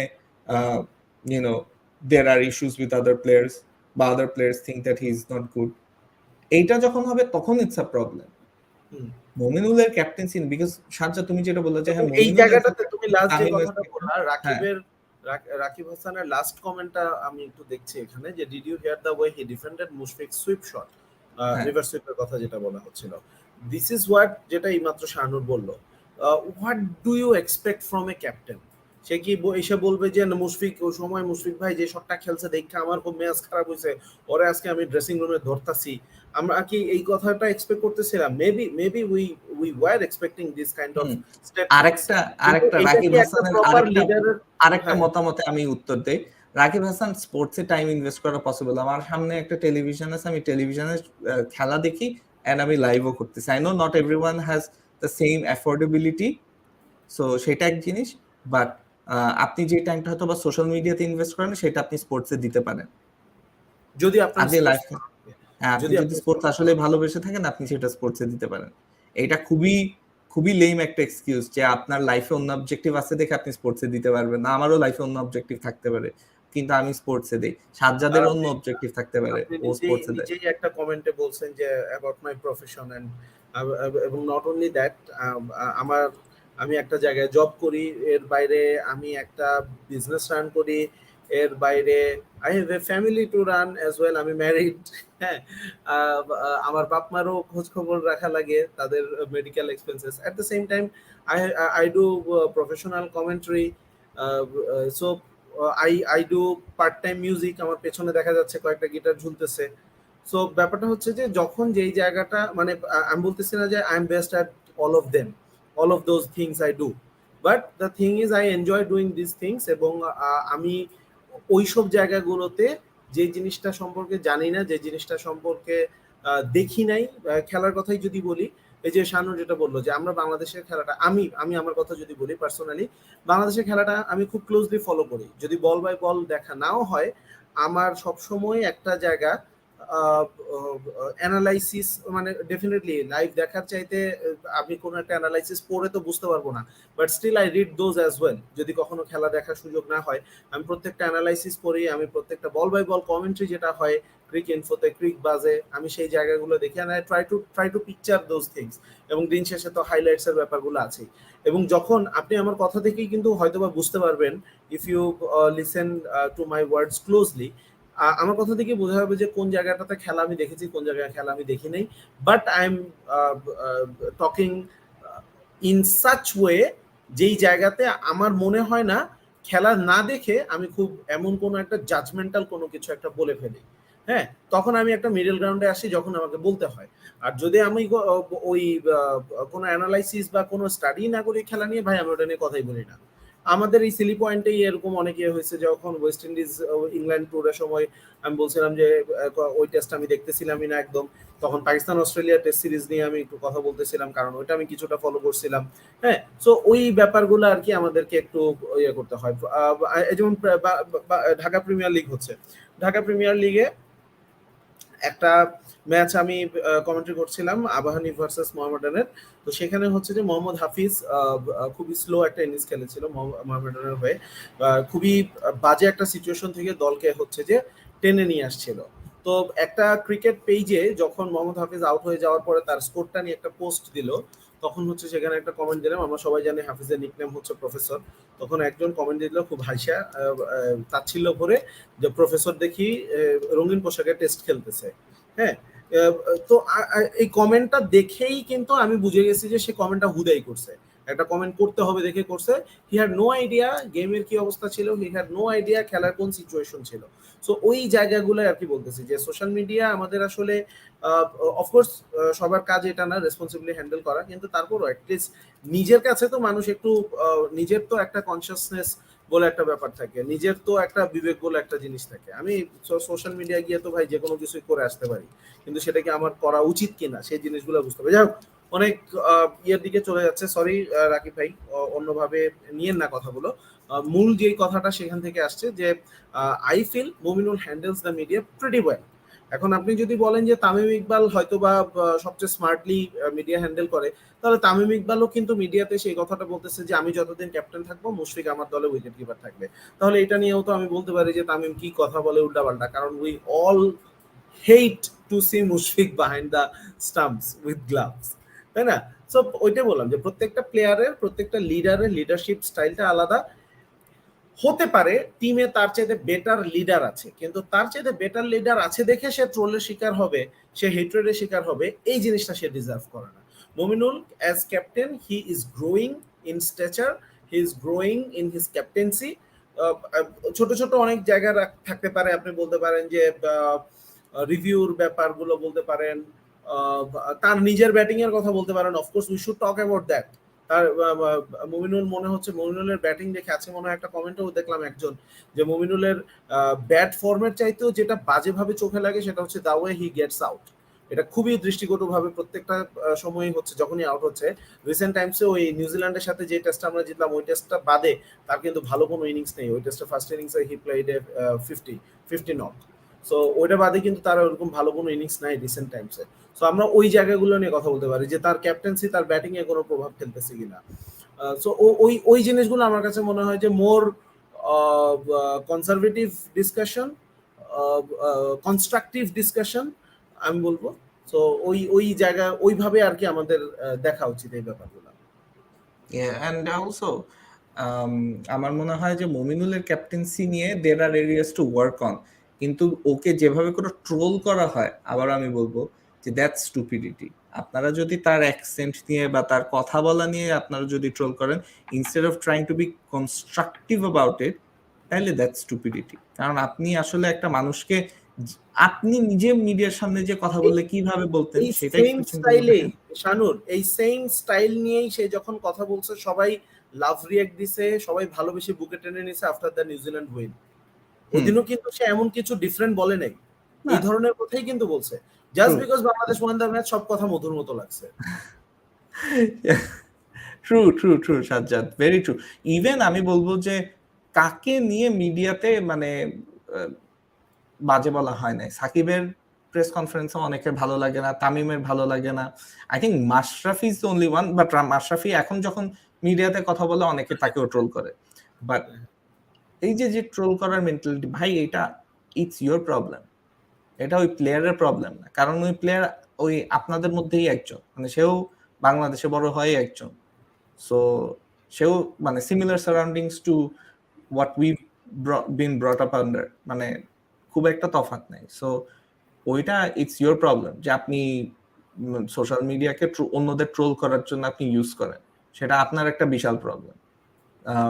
so troll করার ব্যাপারটা এগেন, আমি মজা নেই অনেক সময় অনেক সিচুয়েশন নিয়ে, আমি নিজেও কিন্তু মানে আই ফাইন্ড সিচুয়েশনস ফানি অনেক, বাট একটা মানুষকে তার সিম্পল কথা বলার জন্য যে তাকে ট্রোল করবো এইটা না। অনেক সময় অনেক ফানি সিচুয়েশনস হয়, সেটা এখন বিসিবি প্রেসিডেন্ট একটা কথা বলে আরেকটা জিনিস করা, সেটা যেরকম ফানি হতে পারে, বাট মানে একটা প্লেয়ার যে মানে বলতেছে যেটা সে অনেস্টলি ফিল করে, যেটাই সে বলতেছে না কেন, সেটাতে ট্রোল করার আমি মানে কোনো রিজন পাই না। রাকিব হাসান যেরকম বলছে যে দেব চৌধুরী আজকে একটা ভিডিও দিল, ওখানে উনি বলেছে মুশফিকের এই স্টাবারনেস নিয়ে ওকে কেউ কিছু বলতে পারে না, ফাইন। ইভেন কিছু জুনিয়র প্লেয়াররা তার সাথে কথা বলতে কমফোর্টেবলও না। এরকম একটা রিপোর্ট ইয়েতেও আসছে, প্রথম আলোতেও আসছিল, দেখলাম যে ড্রেসিং রুমে কেউ এটা নিয়ে ওর সাথে কথা বলতে চায় না। এটা যদি সত্যি হয়ে থাকে, যদি বলছি, কারণ হচ্ছে যে এগুলো যাই আসছে সব মিডিয়াতে আসছে বা সোশ্যাল মিডিয়াতে আসছে, সো এটা আসলে বেস কতটুকু সে বিষয়ে তো none of us are sure. So ওই জায়গা থেকে আমি বলবো যে এটা যদি সত্যি হয়ে থাকে এটা খুবই দুঃখজনক। তবে আমি ব্যক্তিগতভাবে এটা বিশ্বাস করতে চাই না, কারণ মুশফিকুর রহিমের আর কিছু হোক বা না হোক, হ্যাঁ সে ইমোশনাল, সবকিছু ঠিক আছে, কিন্তু আমার কাছে ওর আত্মনিবেদন নিয়ে, ও যত 2005-এ তোর ডেবিউ হয়েছে লর্ডসে টেস্ট ম্যাচে ইংল্যান্ডের সাথে, ওর আত্মনিবেদন নিয়ে আমার মনে অন্তত কখনো কোনো প্রশ্ন আসে নাই। ও বোকা, ও ভুল সময়ে রিভার্স সুইপ করে, ও ইমোশনাল, ও ওই যে 2016 বিশ্বকাপে ইন্ডিয়া হারার পর ওয়েস্ট ইন্ডিজের সাথে একটা স্টুপিডের মতো টুইট করেছিল, হ্যাঁ, এই জিনিসগুলো he did it before, so immature বলতে পারেন। কিন্তু তার নিবেদন নিয়ে আসলে আমার কাছে প্রশ্ন তোলা কখনো আসে নাই, এবং আমার কাছে মনে হয় যে ওর একটা ভুল শট নিয়ে ড্রেসিং রুমে আলোচনা করলে সে বাজেভাবে রিয়েক্ট করবে, এইটা আমার কাছে মনে হয় যে দ্যাট কোয়েশ্চেনস হিজ ইন্টিগ্রিটি, এবং I don't want to question about his integrity just based on some report on news on media or social media. In fact আমি মুশফিককে নিয়েও যে সাজ্জাদ তুমি বললা না যে কিছু কিছু জিনিস, হ্যাঁ আমি ঠিক স্টুপিড ওয়ার্ডটা ইউজ করি, আমি ইমোশনাল ওয়ার্ডটা ইউজ করি, যে Mushfiq is very emotional and he wears his heart on his sleeve as well. আমি টোটালি মনে করি যে মুশফিকের যে ব্যাপারটা সেটা হচ্ছে যে he is emotional and also এইটা না তার একটা ড্রাইভিং ফোর্স, যে সে একটা তার একটা প্রসেস আছে, ওই প্রসেসের মধ্যে রিভার্স সুইপ শটটাও পড়ে, whether you like it or not। Reverse sweep তো ক্রিকেটিং শট, দিন শেষে reverse sweep is a cricketing shot. সেই শটটা খেলে রিসেন্টলি আউট হচ্ছে অনেক, এখন কাভার ড্রাইভও তো ক্রিকেটিং শট, এখন সুইপ শটও তো ক্রিকেটিং শট, লেগ গ্লান্সও তো ক্রিকেটিং শট। হয়তো বা you can say that reverse sweep হচ্ছে প্রিমেডিটেটেড শট, এটাতে একটা রিস্ক ফ্যাক্টর বেশি থাকে, বা ওই and যে সময় সেটার ও জন্য খেলে, যে সিচুয়েশনে ও খেলতেছে, খেলে হ্যাঁ আউট হচ্ছে, সেই তখন সেগুলো নিয়ে কথা হইতে পারে। সেটা Yes. নিয়ে কথা বলবো। হ্যাঁ, অ্যান্ড জিনিসটা হচ্ছে যে ওর গেম প্ল্যানের মধ্যেই ওইটা অনেক সময় কাজ করে, যে sometimes he plays that shot to give himself, মানে অনেকের লাকি চার্ম থাকে না যে আমি এই জিনিসটা না করলে এটা হবে না। আমরা নিজেরা খেলা দেখার সময় আমরা কত বলি না যে আমাদের, ইভেন একসাথে যখন কমেন্ট্রি দেই সাজ্জাদ, অনেক সময় বলি না যে এটা হচ্ছে লাকি পেয়ার, এটা হচ্ছে unlucky pair. I am sure এটা ওর মানে সুপারস্টিশনের মধ্যেও করতে পারে, যে হি প্রবাবলি ফিলস দ্যাট, মানে আমরা তো ক্রিকেট খেলে যেটা বলি যে sometimes you need to play one of those shots to feel like yes you can go the next step. Sometimes you need to feel it, and মুশফিকের জন্য হয়তো বা the reverse sweep is one of those shots where he feels that to go from point A to B, হয়তো বা আজকে batting এ bowling মানে ব্যাটে বলে ঠিক মতো হচ্ছে না, to go from point A to B he needs to play that shot to get out of gear 1 to go to gear 2, এরকম হতে পারে। আই এম নট সেইং যে because he is never said that, but এটা একটা explanation হতে পারে। But it's not like যে ওর reverse সুইপটা totally বাদ দিয়ে দিতে হবে। That's up to him to decide, that's for him to understand, because দিন শেষে whatever he is done it's worked out for him. মুশফিকের ব্যাটিং নিয়ে বলি যাই বলি না কেন, মুশফিক কিন্তু has improved himself and it's worked out for him for the betterment of his career, বা যেভাবেই বলি না কেন। So only he knows what's best for him, right? So at the end of the day মুশফিকের সবকিছু নিয়ে যে বললাম যে he is an emotional guy and he wears his heart on his sleeve, এইগুলি ট্রু। বাট আমি মনে করি যে এইগুলি নিয়েই তার মানে that is Mushfiqur Rahim for you. এইগুলি চেঞ্জ করে if you are wanting a logical Mushfiq or a very mature Mushfiq, and I'm sure he's logical and mature in many ways, but যেটা আর কি ব্যাটিং এর সময় মনে হয় যে he's being illogical or immature, if you want that, I don't think ওটা পাওয়া যাবে, because that's not him. And Bangladesh cricket fans need to accept the players for the way they are, because দিন শেষে ও এই shot খেলে run করেছে বা ওইভাবে ব্যাটিং করে he's won Bangladesh matches. আমি যেরকম একটা এক্সাম্পল দেই, recently Mushfiqur Rahim played a brilliant innings against Afghanistan, second বা ফার্স্ট ওডিআইতে ছিল, ফার্স্ট টু ওডিআইস এর মধ্যে একটাতে ছিল, where he played a brilliant innings, second ODI, right? And he didn't even need to play the sweep, reverse sweep তো দূরের কথা। And I was telling you যে see he's in the zone today, ওর কিন্তু ওই শটটা খেলা লাগতেছে, you know when he plays that shot তখন he is probably not feeling it.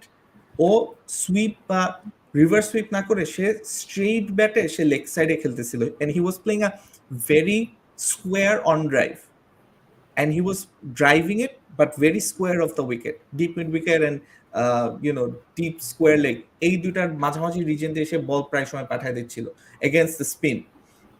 And that showed me that this guy is like in the zone today, but he plays that reverse sweep or that sweep যখন সে হয়তো বা he's not feeling it. And আমরা মুশফিকের batting নিয়ে বলি, Shakib also has certain quirks ওর batting এ, যে সময় ওর এইরকম শট খেলা লাগে, সাকিব অনেক সময় প্যাডেল করতে গিয়ে আউট হয়েছে, he needs to play a few shots, and আমার মনে হয় প্লেয়ারদের এটা থাকে, they need to play a few shots to go from that point A to point B. Chanceless batting করার মতো আসলে ব্যাটার বাংলাদেশে এট দিস মোমেন্ট আনফরচুনেটলি বললে ওভাবে নাই, একদম চান্সলেস ব্যাটিং করতে পারে কেউই নাই। Some of the players they just need it. হ্যাঁ, লিটনকে ওই কাতারে হয়তো বা ধরা যেতে পারে যে সে চাইলে চান্সলেস ব্যাটিং করতে পারে, but it's down to like the mentality as well. So সেই দিক থেকে আসলে ইউ ক্যান্ট এক্সপেক্ট বাংলাদেশ একদিনে 30 অ্যাভারেজ যেখানে ব্যাটারদের বা এখন 40-এর কাছাকাছি, সেখান থেকে ওয়ার্ল্ডের বেস্ট ব্যাটার্স আসবে 50 অ্যাভারেজে, সেটা হয় না আসলে। It's not that easy. Even আমি যদি সাউথ আফ্রিকার কথাই বলি না কেন, সাউথ আফ্রিকাতে there are players like Temba Bavuma যে এতগুলি 50 করে কোনো সেঞ্চুরি পায় না, he has a test average of 30।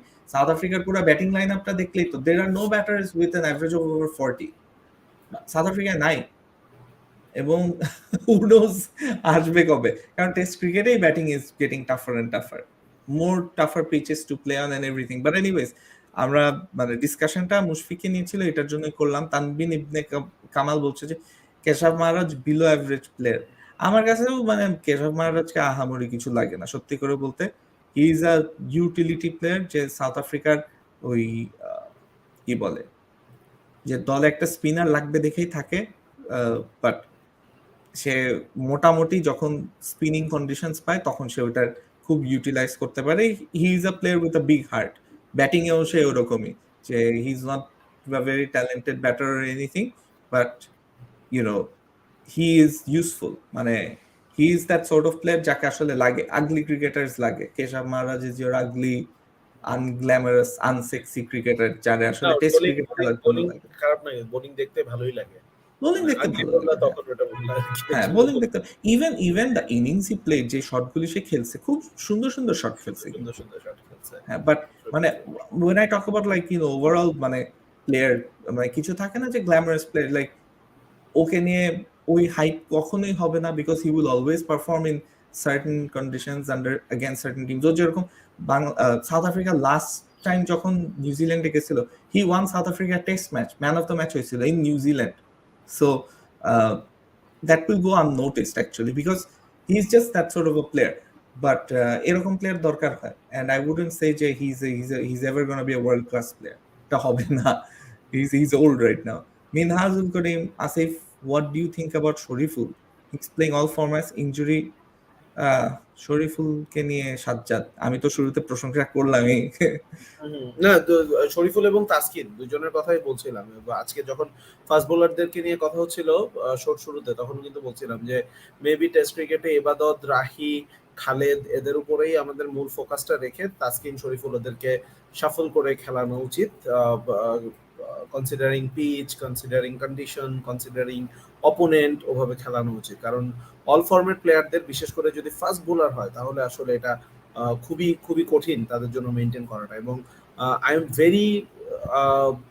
Was very angry to see Taskin's injury. ও তাকে ওভার ইউটিলাইজ করে আমরা মাশরাফিকে হারিয়েছিলাম কিন্তু এই জন্য। মাশরাফি যখন এসেছিল 2001-এ, যখন তার ডেবিউ হলো, দেন হচ্ছে আমরা পাইছি একটা বোলার জোরে বল করতে পারে। নিউজিল্যান্ডে নিয়ে গেল তারা, নিউজিল্যান্ডে গিয়ে হচ্ছে যে প্র্যাকটিস ম্যাচে ভালো বল করলো, টেস্ট ম্যাচে কোন ব্যাটারের জানি মাথায় হেলমেটে বল মারলো বাউন্সার দিয়ে, আমরা তো ওরে নিয়ে লাফাইতে লাফাইতে অস্থির, আরে পাইছি একটা রে অনেক জোরে বল করে, তারপর তারে সব জায়গায় খেলাইতে হবে, এরকম করতে করতে করতে তার ক্যারিয়ারটাই কিন্তু শেষ হয়ে গেল। এবং হ্যাঁ, মাশরাফি মানে মাশরাফিকে ক্যারিয়ারের শুরুতে অন্তত ইনজুরি নিয়ে আসলে দায় দেওয়া ঠিক হবে না, কারণ সে জানেও না তখন তার বডিকে কিভাবে, সে খেলা পাগল একটা মানুষ, এখনো সে ডিপিএল খেলতেছে, তাকে মাঠে দেখেই বোঝা যায় সে কতটুকু খেলা পাগল মানুষ। তো আমার কাছে মনে হয় যে ওই 2001-2-3-এর দিকে মাশরাফির সাথে যেটা করেছে সেটাকে আপনি স্বাভাবিকভাবে নিতেও পারেন, কারণ বাংলাদেশ নিজেই তখন হচ্ছে যে শিশু ছিল ক্রিকেটে। তো বাংলাদেশ জানতো না যে how to deal with this sort of situation, কিন্তু এখন তো জানে। তো এখন কেন তাসকিনকে খেলাইতে খেলাইতে খেলাইতে খেলাইতে ইনজুরিতে ফেলানো হলো, এবং সেই ইনজুরি নিয়ে সে তাকে বোলিংও করতে হয়েছে, এবং ইনজুরি নিয়েও হইতেছে যে সে হি বোল্ড হিজ হার্ট আউট এবং উইকেটও পাইছে ফার্স্ট টেস্টের সেকেন্ড ইনিংস এর কথা যদি বলি। তো সেম গোজ উইথ শরীফুলের বডি তো এখনো প্রপারলি গ্রো করে নাই, ও তো এখনো গ্রোয়িং স্টেজে আছে। ওর বডির কথা যদি বলি, বয়সের কথা যদি বলি, ওর প্রপারলি মাসেল বিল্ড আপ পর্যন্ত হয় নাই। তো এখনই আমরা ওকে সব খেলা খেলাবো কিনা, বা খেলালেও প্রত্যেকটা সিরিজে প্রত্যেকটা ম্যাচ খেলাবো কিনা, বিশেষ করে test match is very hard for fast bowlers. গত এপিসোডে, সিলিপয়েন্টের গত এপিসোডে শানুর আমাদেরকে ডেল স্টেনের পায়ের অবস্থা কিন্তু দেখাইছিল। হ্যাঁ, সো গ্রেট ফাস্ট বোলার যারা আছে, আমরা এখনকার এরার কথা যদি বলি, কোথাও কিন্তু আমরা দেখবো না যে দলের ফার্স্ট চয়েস সেকেন্ড চয়েস বোলাররা যারা সব ফরম্যাট খেলে তারা সব ম্যাচ খেলতেছে, এটা কিন্তু আমরা কোথাও দেখবো না। তো আমাদেরকেও আস্তে আস্তে ওই জায়গাটাতে যেতে হবে। হ্যাঁ ভাই, হারবো আরো কিছু ম্যাচ, কি হবে ভাই, 22 বছর ধরে টেস্ট ক্রিকেট খেলতেছি, এখনো we are finding ground under our feet. So আরো 2-1টা সিরিজ হারলে তো সমস্যা নাই, কিন্তু ওই 2-1টা সিরিজের 2-1টা ম্যাচকে আমরা হচ্ছে যক্ষের ধনের মতো আগলায় রাখতে গিয়ে আলটিমেটলি যে ফিউচারটা শেষ করে দিচ্ছি, এই জিনিসগুলো আমরা বুঝতেছি না। বরঞ্চ ফিউচারটা যদি আমরা প্রিজার্ভ করতে পারি, তাহলে এই 2-1টা সিরিজ, 2-1টা টেস্ট ম্যাচ হারার বদৌলতে মেবি আফটার 5 ইয়ার্স আমরা একটা ফরমিডেবল টেস্ট লাইন আপে দাঁড়াইতে পারবো। আমি তো ভাই একটা কথা বলি শানুর, এই যে সাউথ আফ্রিকায় টেস্ট সিরিজেও বাংলাদেশকে এত সমীহের চোখে দেখলো, নিউজিল্যান্ডের সাথে আমরা টেস্ট জিতলাম, সাউথ আফ্রিকার সাথেও একটা টেস্ট জেতার কাছাকাছি জায়গায় গেলাম, এটার পিছনে আমি তো ভাই মনে করি যে সাকিবের 2017 থেকে টেস্ট না খেলার একটা বিশাল অবদান আছে। কারণ বাংলাদেশ সাকিবকে নিয়ে খেলতে খেলতে একটা কমফোর্ট জোন, এখনো বাংলাদেশ সাকিবকে ছাড়া দল সাজাইতে গিয়ে বিপদে পড়ে যায় যে পেসার মানে বোলার বেশি খেলাবো নাকি ব্যাটার বেশি খেলাবো। সো ওই জায়গা থেকে আমার কাছে তো মনে হয় যে এই 4-5 বছর সাকিবকে ছাড়া খেলতে খেলতে খেলতে খেলতে খেলতে এখন টেস্ট টিম এসে একটা জায়গায় আসতেছে যেখানে আমরা বলতে পারি যে হ্যাঁ, মেবি আমাদের একটা স্টেবল বোলিং লাইন আপ এখন হচ্ছে, মেবি আমাদের এখন স্টেবল একটা স্পিন অ্যাটাক হচ্ছে। এখন আমরা আফসোস করতেছি কেন 5 বোলার নিয়ে খেলতেছি না, সাকিব থাকলে জীবনে কোনোদিন আমরা এই ডিসকাশনে যেতাম না। তো আমার কাছে মনে হয় যে এভরিথিং হ্যাপেন্স ফর গুড। তো শরীফুলের আলোচনা যদি আবার ফিরে আসি, বা তাসকিনের কথাও আমি এখানে অ্যাড করতে চাই, এই ধরনের প্লেয়াররা, এই যে মুস্তাফিজের ক্ষেত্রে আমরা কিন্তু এখন ডিসিশন নিয়ে ফেলছি ওকে আর রেড বলে খেলাবো না। হ্যাঁ, আমি বলতেছি না শরীফুল বা তাসকিনকে খেলাবো না, কিন্তু তাদেরকে ভেঙে ভেঙে খেলাতে হবে। হেজেলউড সমস্ত টি-20 ম্যাচ খেলে না, সমস্ত ওডিআই ম্যাচ খেলে না, স্টার্ক সমস্ত টি-20 সমস্ত ওডিআই মেবি খেলে, কিন্তু সবগুলো টি-20 ম্যাচ খেলে না, বুমরা সবগুলো টেস্ট ম্যাচ খেলে না। হ্যাঁ, বেছে বেছে খেলে, but they are all format players, they are all format bowlers. And also to keep in mind that বাংলাদেশের এখন কিন্তু অপশনস তৈরি হচ্ছে, but it's important to groom them well. Shoriful is one of them. I personally feel that সে all ফরম্যাটসে খেলবে, but এখন যেহেতু বাংলাদেশের একটা ফাস্ট বোলিং এর 5 বা 6 ফাস্ট বোলার্স আছে টেস্টে, যারা দুইটা বা তিনটা স্পটের জন্য ফাইট করবে, it's about rotating them as well and rotating them smartly. So সেটাও I think that's the next step. যেহেতু একটু আগে সাজ্জাদ you spoke about সাকিবকেও যেভাবে ম্যানেজ করতে হবে, the fast bowlers need to be protected and rotated very very well. Sourav বলছে দ্বিতীয় ইনিংসে A+ পেয়েছে বাংলাদেশ from 53 to 80. দ্বিতীয় ইনিংস আসলে বাংলাদেশের খুবই ডিসঅ্যাপয়েন্টিং ছিল। I would say in both test matches বাংলাদেশের হিস্ট্রিতেই, টেস্ট হিস্ট্রিতেই দ্বিতীয় ইনিংসে অবস্থা হয়, starting from the very first test match. হ্যাঁ, এন্ড এটা মানে খুব পুরনো একটা problem, but I feel that টিমের মধ্যে ওয়েদার মমিনুলকে একটু আগে আমি প্রশংসা করলাম, but I also feel that টিমের মধ্যে কেউ না কেউ আছে যারা জার্নালিস্টদেরকে ইনফরমেশন দিয়ে দিচ্ছে। মোহাম্মদ ফাজিল রাব্বি যেটা বললো, যে দেব চৌধুরী বলেছেন বাংলাদেশের ক্রিকেটে ইনফ্রাস্ট্রাকচার চেঞ্জ না করলে বাংলাদেশে এমন পারফরমেন্স করবে, তাই কি আপনি মনে করেন কিনা? আমি একসাথে কয়েকটা কমেন্ট নিয়ে নিব সাজ্জাদ, সো আমি মানে একটু কমেন্টে ক্যাচ আপ করতে যাই। তৃতীয় দিন অতিরিক্ত 1 ঘন্টা বেশি খেললে ফোর্থ ডেতে মাঠে নামা হতো না, it would have been better to return. So Sourav মানে বেশি মজা নিচ্ছে এখানে। 369 তার নাম্বার। আবার আজিজ বলছে যে Mominul doesn't have a big fan base like Ian's, Bian's, that's why journalists are so biased about his captain. ভাই জার্নালিস্টের কাজ কি? জার্নালিস্টের কাজ তো শুধু মানে প্লেয়ারদের, সব জার্নালিস্টের কাজ আমি বলবো না যে সব জার্নালিস্টের কাজ তো না যে শুধু প্লেয়ারদের টার্গেট করা, অনেক সময় তো ফ্যানরাও করে। ফ্যানরা যখন করে তখন এক গোষ্ঠী জার্নালিস্ট আছে যারা দেখে যে এইটা করলে আরেকটু হয়তো বা ফ্যানদের রিয়াকশনটা আরো বেশি পাওয়া যাবে, তখন তারা এটা করে। হ্যাঁ, সো সেইটা একটা আছে, বাট এখানে মানে এক হাতে তালি বাজে না। সো রাহিল হাসান বলছে ভাই, সো এটা তো পড়াই হয়েছে। Rahul Tewatia is no longer a one match wonder. হারামজাদা রাজস্থান রয়্যালসটা বাদ দিয়ে এখন এসে পারফর্ম করতেছে। আচ্ছা, নুসার হিয়ার, সিন্স শানুর ভাই ভুলে যাবে অ্যানাউন্সমেন্টটা আমি দে, if you are a video editor and interested to be part of the HPTV team, now's your chance. We are hiring. Yeah, we are hiring a video editor, so go for it if you're interested. Let us know. আমাদের পেজে there is a post, pinned post, so সেখানে সব instructions দেওয়া আছে, and it will be a paid job. Rakib Hasan এই কমেন্টগুলি নিয়ে নিয়েছি। জাহিদ হাসান বলছে ইংল্যান্ডে কেন sir Alastair Cook, Ian Bell, Matt Prior, Jonathan ট্রটের মতো ব্যাটসম্যানদের পারফেক্ট রিপ্লেসমেন্ট বের করতে পারে নাই? ইংল্যান্ড কেন পারে নাই? ইংল্যান্ড কেন পারে নাই? কারণ ইংল্যান্ডেরও ডোমেস্টিক স্ট্রাকচারের সমস্যা আছে। As far age I am aware, England খুবই হোয়াইট বল সেন্ট্রিক, হোয়াইট বলে ফোকাসড অনেক বেশি। তাদের রেড বল কম্পিটিশনটাতেই 2015 ভরাডুবির পরে তারা হঠাৎ করে তাদের ঐতিহ্য, ইতিহাস সবকিছু ভুলে হোয়াইট বলের উপর বেশি ফোকাস করে ফেলেছে, এবং রেজাল্টটা আমরা এখন দেখি যে হোয়াইট বল ক্রিকেটে ইংল্যান্ড রীতিমতো ধরাছোঁয়ার বাইরে চলে যাচ্ছে, beat 50 over game, beat T20 game, কিন্তু টেস্ট ক্রিকেটে থাক কিছু না বলি। আর এখানে সৌরভ বলছে যে Mominul's answers were also not smart answers. Some of them were smart answers. True, questions were silly, but that does not mean he has to. That does not mean he does not have to say stuff like that either. মানে বলতে সমস্যা কোথায়? এটা নিয়ে আপনার, if you have a problem trolling, then you have a problem. আমি আবারও বলছি, যারা ট্রোল করতে চাচ্ছেন আপনার প্রবলেম। আপনার যদি ফেক প্রোফাইল বানায়, আপনার যদি ট্রোল করার মন চায়, তাহলে আপনার সমস্যা।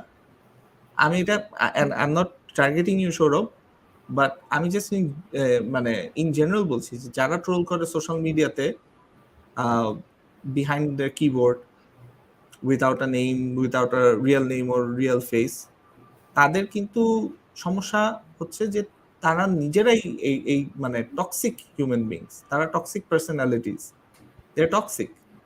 সমস্যাটা কিন্তু তাদের, মমিনুলের সমস্যা না, trust me on that.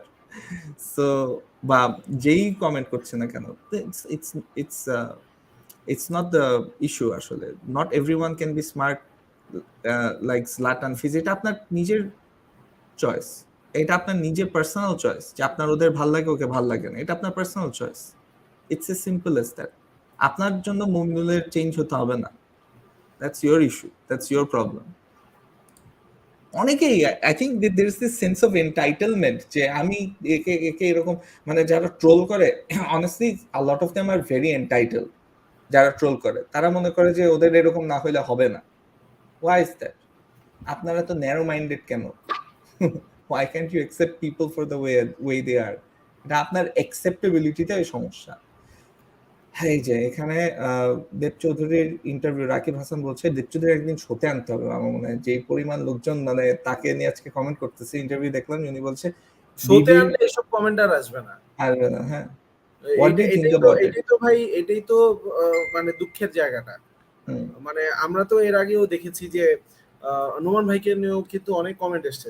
Noman ভাইকে হ্যাঁ। আমরা ২ বার না ৩ বার শোতে আনছি। কই ভাই, তখন তো কমেন্ট আসে না। তখন তো কমেন্ট আসে আমরা অনেক বড় ফ্যান। আপনার এই ভিডিওটা ভাল লাগছে, সেই ভিডিওটা ভাল লাগছে। হ্যাঁ, এটাই তো আমাদের প্রবলেম। পোল্টিবাজ মেন্টালিটি। ভাই ফ্লুক কি না, বাংলাদেশে একটা একটা টেস্ট ম্যাচ জিতা কোনোদিন ফ্লুক হইতে পারে না, তাও বড় ব্যবধানে টেস্ট ম্যাচ জিতা। তাহলে সাউথ আফ্রিকা ফার্স্ট টেস্ট ম্যাচটা জিতছে বাংলাদেশের সাথে, ওইটা ফ্লুক ছিল।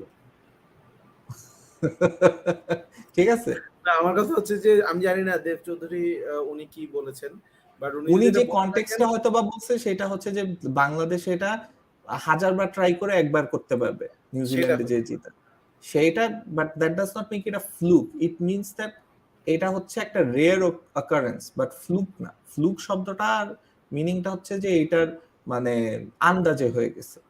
আন্দাজে হয় নাই ভাই। টেস্ট ম্যাচকে আন্দাজে খেলে জিতে না। হুম। এই কিছু লাক ইনভলভ থাকতে পারে, বাট মানে ওই তো ইটস নট আ ফ্লুক। আমি কারোর ট্রোল করি না ভাই, আমি কনস্ট্রাকটিভ ক্রিটিসিজমে বিশ্বাসী। আপনি নিজেদের অনেকে আছে যে বলে যে আমি কনস্ট্রাকটিভ ক্রিটিসিজম করি, কিন্তু কনস্ট্রাকটিভ ক্রিটিসিজম কি ওইটাই বুঝে না, শব্দটাই খালি শিখছে, শব্দটার মিনিংটা বুঝে না। তো আমি মানে এইভাবে করে বলবো না যে হ্যাঁ সবাই কনস্ট্রাকটিভ ক্রিটিসিজম করতেছে বা কেউ ট্রোল করছে না। এই বাংলাদেশের টেস্টের, এটাই বাংলাদেশের টেস্টের সক্ষমতা।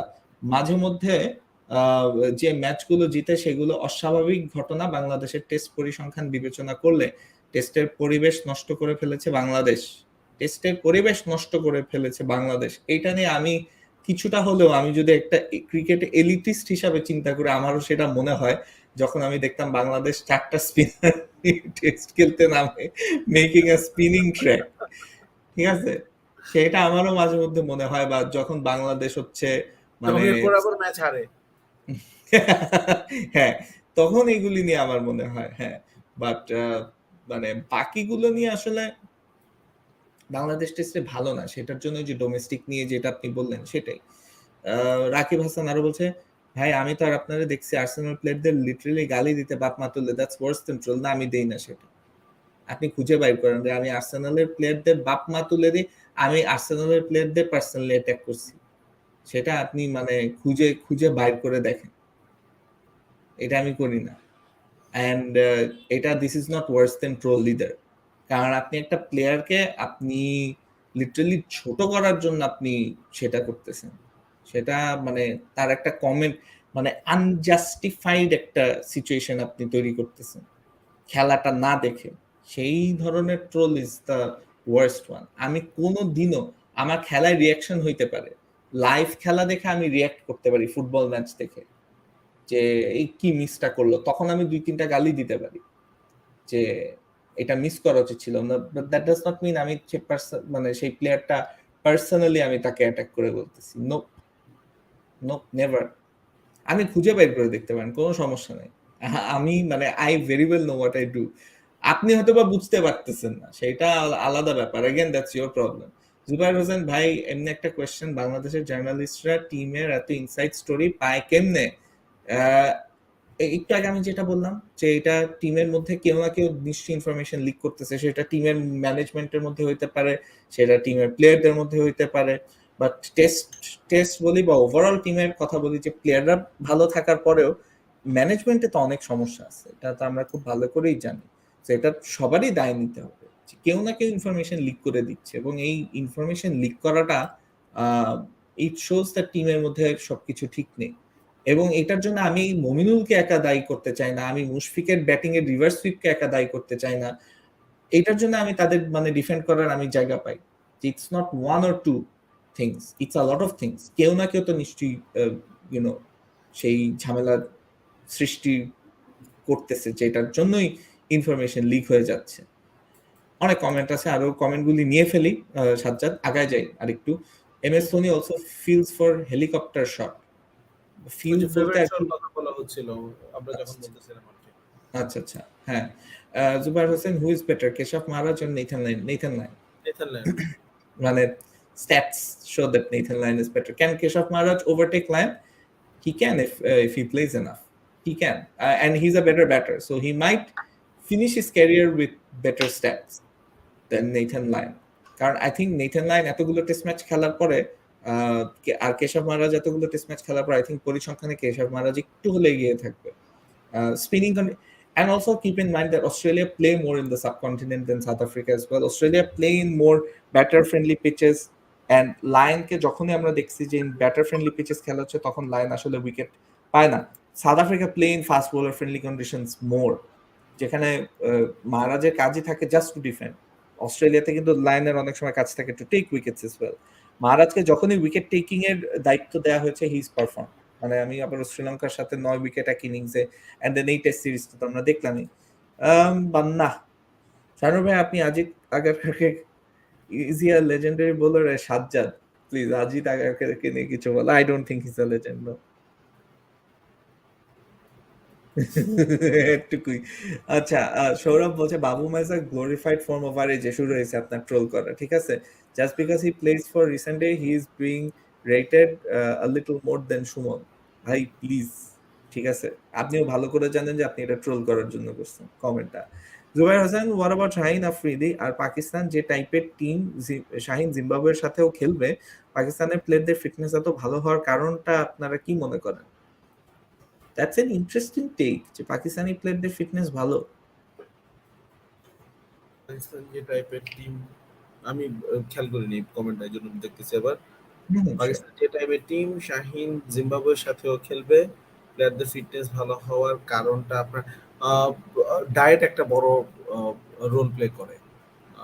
আমি এক্স্যাক্টলি জানি না ওরা কি ডায়েট ফলো করে, বাট ওদের ফিজিক দেখে বোঝা যায়। কারণ ওই ফিটনেস বলেন ফিজিক বলেন, it's not only about gym or exercise. হ্যাঁ, ইনফ্যাক্ট মাত্র 20% হচ্ছে আপনি জিমে কি রুটিন ফলো করেন বা কি ধরনের এক্সারসাইজ করেন, বাকি 80% ইজ ডায়েট। সো ডায়েটটা ডেফিনেটলি আমার কাছে মনে হয় যে পাকিস্তানি প্লেয়ারদের অ্যাজ এ টিম রিসেন্টলি কিন্তু ওদের অ্যাজ এ টিম ওদের ফিটনেস অনেক ভালো, যেটা দেখে বোঝা যায় আর কি। সো ওইটাই আর কি ফিটনেসের ব্যাপারটা। লুক এট তাসকিন, আমি আমাদের কথা যদি বলি, তাসকিনের কথা, তাসকিনের ফিটনেস নিয়ে তো অনেক ভিডিও আসছে। তাসকিন বেশ কিছু ভিডিওতে তার নিজের ডায়েটের কথাও বলছে। হ্যাঁ, সো ওইটাই আর কি, that shows the importance of diet in achieving great fitness.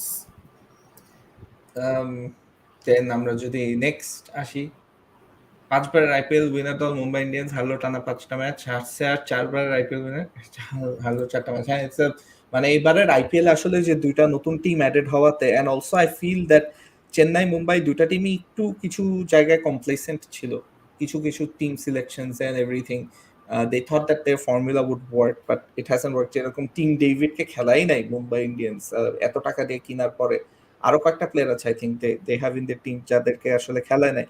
And Chennai Super Kings এরও আমার মনে হয় that some of their key players haven't performed. Like Moin আলীর কাছ থেকে যে এক্সপেকটেশনটা ছিল, সেই এক্সপেকটেশনে সে ব্যাটিং এখন পর্যন্ত করে নাই। But you know, there are areas that মানে both teams have enough match winners. এবারের আইপিএলটা অনেক বেশি কম্পিটিটিভ হচ্ছে compared to other seasons. Like especially with the way Rajasthan Royals have formed their team, গুজরাটের খেলা দেখলাম, তারপরে নতুন যে আরেকটা ফ্র্যাঞ্চাইজ হলো গুজরাট লখনউ, দুইটা টিমই কিন্তু খুবই interestingly made. Gujarat looks a very good team in fact. So ভালো depth and you know it will be interesting যে টপ 4 অ্যাকচুয়ালি কারা ফিনিশ করে। But I have nothing against Mominul, I think it's fine. তিনি বলছেন সৌরভ, মোমিনুরের অ্যান্সারের জন্য ট্রোল এত বেশি করা হচ্ছে, ওই জার্নালিস্ট আজাইরা নন ক্রিকেটিং কোয়েশ্চেনের জন্য তো ট্রোলই হয় না একদম। সৌরভ বলছে আজকে মেবি তেওয়াটিয়া রাজস্থানের সাথেই উইকেট নিল আর ক্যাচটাও ধরলো। রাকিব সাজ্জাদ ভাই, আমি কি দেব চৌধুরী নিয়ে খারাপ কিছু বলছি? এমন ভাবে বলতেছেন as if I abused him or anything. বুঝেন আমি নাই কি আপনি? বললাম ভাই? না, ওই যে একটু আগে যে বললাম না যে কমেন্ট গুলি তো তারা আসতে থাকে না, ও আচ্ছা আচ্ছা মানে আচ্ছা, না না না না, আমি ওইটা মিন করি নাই ভাই, সরি। আমি যদি ভুল বুঝাই নিজেকে, ভুল বুঝাইছি হয়তো বা। মানে আমি বলতে চাচ্ছি যে ওই শানুর যখন এই কথাটা সময় বললো না যে একদিন দেব চৌধুরীকে নিয়ে আসা দরকার, হ্যাঁ, তো ওই কথার পরিপ্রেক্ষিতে আমি বলছি, আপনি খারাপ কিছু বলেন নাই। বা আমি কিন্তু নোমান ভাইয়ের এক্সাম্পলটা নিয়ে বলছিলাম, আমাদের সিটি পয়েন্টে কিন্তু এরকম স্পেসিফিক কিছু কিছু জার্নালিস্টদের, দেব চৌধুরী, আহ, আহ, নোমান মোহাম্মদ, হ্যাঁ, তাদের কথা তুলে বলা হতো যে উনি এই কথা বলছে, সেই কথা বলছে, হ্যাঁ, অনেক কন্ট্রোভার্সিয়াল কথাবার্তা কিন্তু বলা হতো। সো অবভিয়াসলি ভাই, দিন শেষে তো আমরা এরকম রাত্রেবেলা এসে উইকেন্ডে বা এই যে আজকে থার্সডে নাইটে এসে রাত্রেবেলা এরকম 1.5 ঘন্টা, 2 ঘন্টা, 2.5 ঘন্টা কথা বলি। দ্যাটস বিকজ আপনাদের সাথে আড্ডা মারতে ভালো লাগে, আপনাদের সাথে ইন্টারাকশনটা মজা লাগে। তো ওই ইন্টারাকশনটা আরেকটু ইন্টারেস্টিং হয় যখন আমরা মনে করি, ওই আরেকটু ইন্টারেস্টিং হইতো যদি হচ্ছে যে এই লোকগুলোকে আমরা নিয়ে আসলে যদি সরাসরি ওই যেই কমেন্টগুলো আমরা কমেন্টে পাই সেই লাইনে কোশ্চেনগুলো যদি ওদের কাছে করতে পারতাম আমরা, হ্যাঁ, এবং সেই জায়গা থেকেই কিন্তু আমরা ওনাদেরকে ইনভাইট করি। এবং ওনারাও জানে কি ধরনের কোশ্চেন ওনাদের ফেস করতে হইতে পারে, কারণ ওনারা কি ওনাদের নিজেদের ভিডিও কমেন্ট পড়েন না? পড়েন ঠিকই। তো ওনারাও জানেন এটা। কিন্তু ওই ব্যাটেলটা আমরা আসলে কখনোই দেখি নাই। নোমান ভাইকে শানুর আমরা 3 বার আনছি মনে হয় সিলি পয়েন্টে, নাকি 2 বার? প্রবাবলি প্রবাবলি এরকমই হবে। 3 বার। হ্যাঁ। সো কোনোবারই কিন্তু, বরঞ্চ তখন দেখা যায় যে কোশ্চেন আসে যে আমি আপনার ওই ভিডিওটা দেখছি, আমি আপনার বড় একজন ফ্যান, এই সেই সেটার কথা বললাম। আপনি আজকে যে কথা, আপনি ছাড়াও আরেকজন দেব চৌধুরীর আরেকটা ভিডিওর কথা বলতেছে। তো আমি আপনাদের কথা বলতেছি না, মনে করেন যে কেউ একজন এই ভিডিওটাতে দেখে বলল যে উনি এই কথাটা বলছে, উনি মনে হয় একটু বেশি বুঝে, ফর এক্সাম্পল এই একটা এক্সট্রা লাইন লাগাই দিল। হ্যাঁ, তারপর আমরা বললাম যে ভাই আমরা তাহলে দেব চৌধুরীকে নিয়ে আসি, আপনি তার সামনে এসে এই কথাটা বলেন। সেই এপিসোডে হয়তো দেখা যাবে যে ওই লোকটার কোনো কমেন্টই আমরা পাইলাম না, বা কমেন্ট পাইলেও হচ্ছে যে আমরা দেখলাম যে ওই খুব নর্মাল ক্রিকেটিং কোশ্চেন্স তাকে জিজ্ঞাসা করা হতেছে, সেই জায়গাটা থেকে বলতেছি। সো আমি ওটাই বললাম যে আপনি খারাপ কিছু বলছেন, তা আপনার কমেন্টের এগেনস্টে কিন্তু আমি কিছু বলি নাই। ওই শানুর যখন বললো যে দেব চৌধুরীকে এখানে নিয়ে আসতে হবে, তখন আমি বললাম যে তখন দেখা যাবে যে কোনো কমেন্টই পাওয়া যাচ্ছে না, যে ওনার এই ভিডিওতে উনি এটা বলছিল বা সেটা বলছিল, whether it's right or wrong, এই ধরনের কোনো আলোচনা হবে না। কিন্তু এই জায়গাটা দুঃখ লাগে যে কেন আমরা করব না। সো এখানে আপনার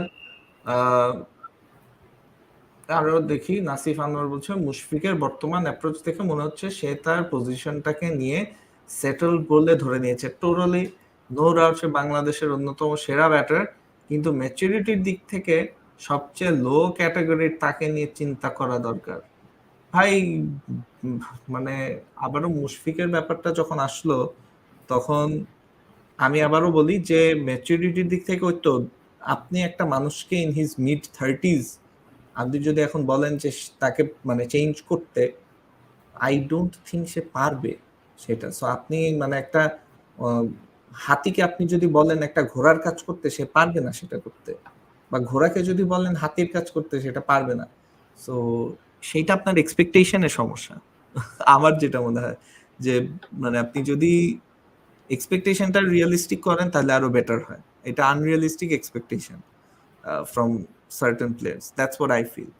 যে হ্যাঁ, আপনি বলতে পারেন যে এটা তো রিভার্স সুইপটা তো মানে রিমুভ করাই যায় ওর ব্যাটিং থেকে, এইটা তো একটা ইনস্টিংক্টিভ শট। রিভার্স সুইপটা কিন্তু একটা ইনস্টিংক্টিভ, একটা প্রিমেডিটেটেড শট। এটা কিন্তু ওই যে থাকে না যে মানে একদম ফুললি ক্যালকুলেট করে আমি খেললাম, এটা কিন্তু না। মানে মুশফিক যেমনি খেলে, ইটস এন ইনস্টিংক্টিভ থিং, সেটা তার ব্যাটিং এর মধ্যেই পড়ে যায়। এইটা আপনি আসলে কিছু করতে পারবেন কিনা আই ডাউট ইট। করতে পারলে খুবই ভালো হয় যদি কোনো কোচ যদি সেটা চেঞ্জ করতে, because Mushfiq is one of those players that work extra hard. So সেটার জন্য আসলে it will be very tough. Sajjad, do you agree or do you think that he can change? আহ, না মানে এটা নিয়ে আসলে আমরা বলছি যে এখন আসলে ওই জায়গাগুলোতে চেঞ্জ করা সম্ভব না। আর ওই যে আমি ওই কথাটা, ওই লাইনটা নিয়ে যদি একটু বলি যে তার পজিশনটা সেটেল বলে ধরে নিয়েছে। ফার্স্টলি আমার কাছে মনে হয় যে কোনো একটা প্লেয়ারের কাছে যদি এই ভাইবটা থাকে যে সে ওই পজিশনটাতে সেটেল, আমার কাছে মনে হয় যে এটাতে খারাপ কিছু না, বরঞ্চ ওই প্লেয়ারটা অনেক নির্ভর হয়ে খেলতে পারবে। ওই প্লেয়ারটা নির্ভর হয়ে খেলতে পারলে দলকে বেশি ভালো সার্ভিস দিতে পারবে। প্রবলেম হচ্ছে যদি সেটেলড না হয়ে কেউ ওইভাবে চিন্তা করে যে আমি তো সেটেলড এবং খেলে, তখনও কিন্তু খেলায় প্রভাব পড়ে পড়ে সেটা। কিছু কিছু টি-20 ম্যাচে, টি-20 ওয়ার্ল্ড কাপে আফিফ হোসেনের কিছু কিছু আউট দেখে আমরা কিন্তু ওই কথাটা বুঝতে পারি, যেটার মানে ওইটাকে এক্সাম্পল হিসেবে দিতে পারি, যে কথাটা আমি মাত্র বললাম, যে অ্যাকচুয়ালি সেটেলড না কিন্তু আই এম প্লেইং লাইক যে আরে আমি তো দলে আছি।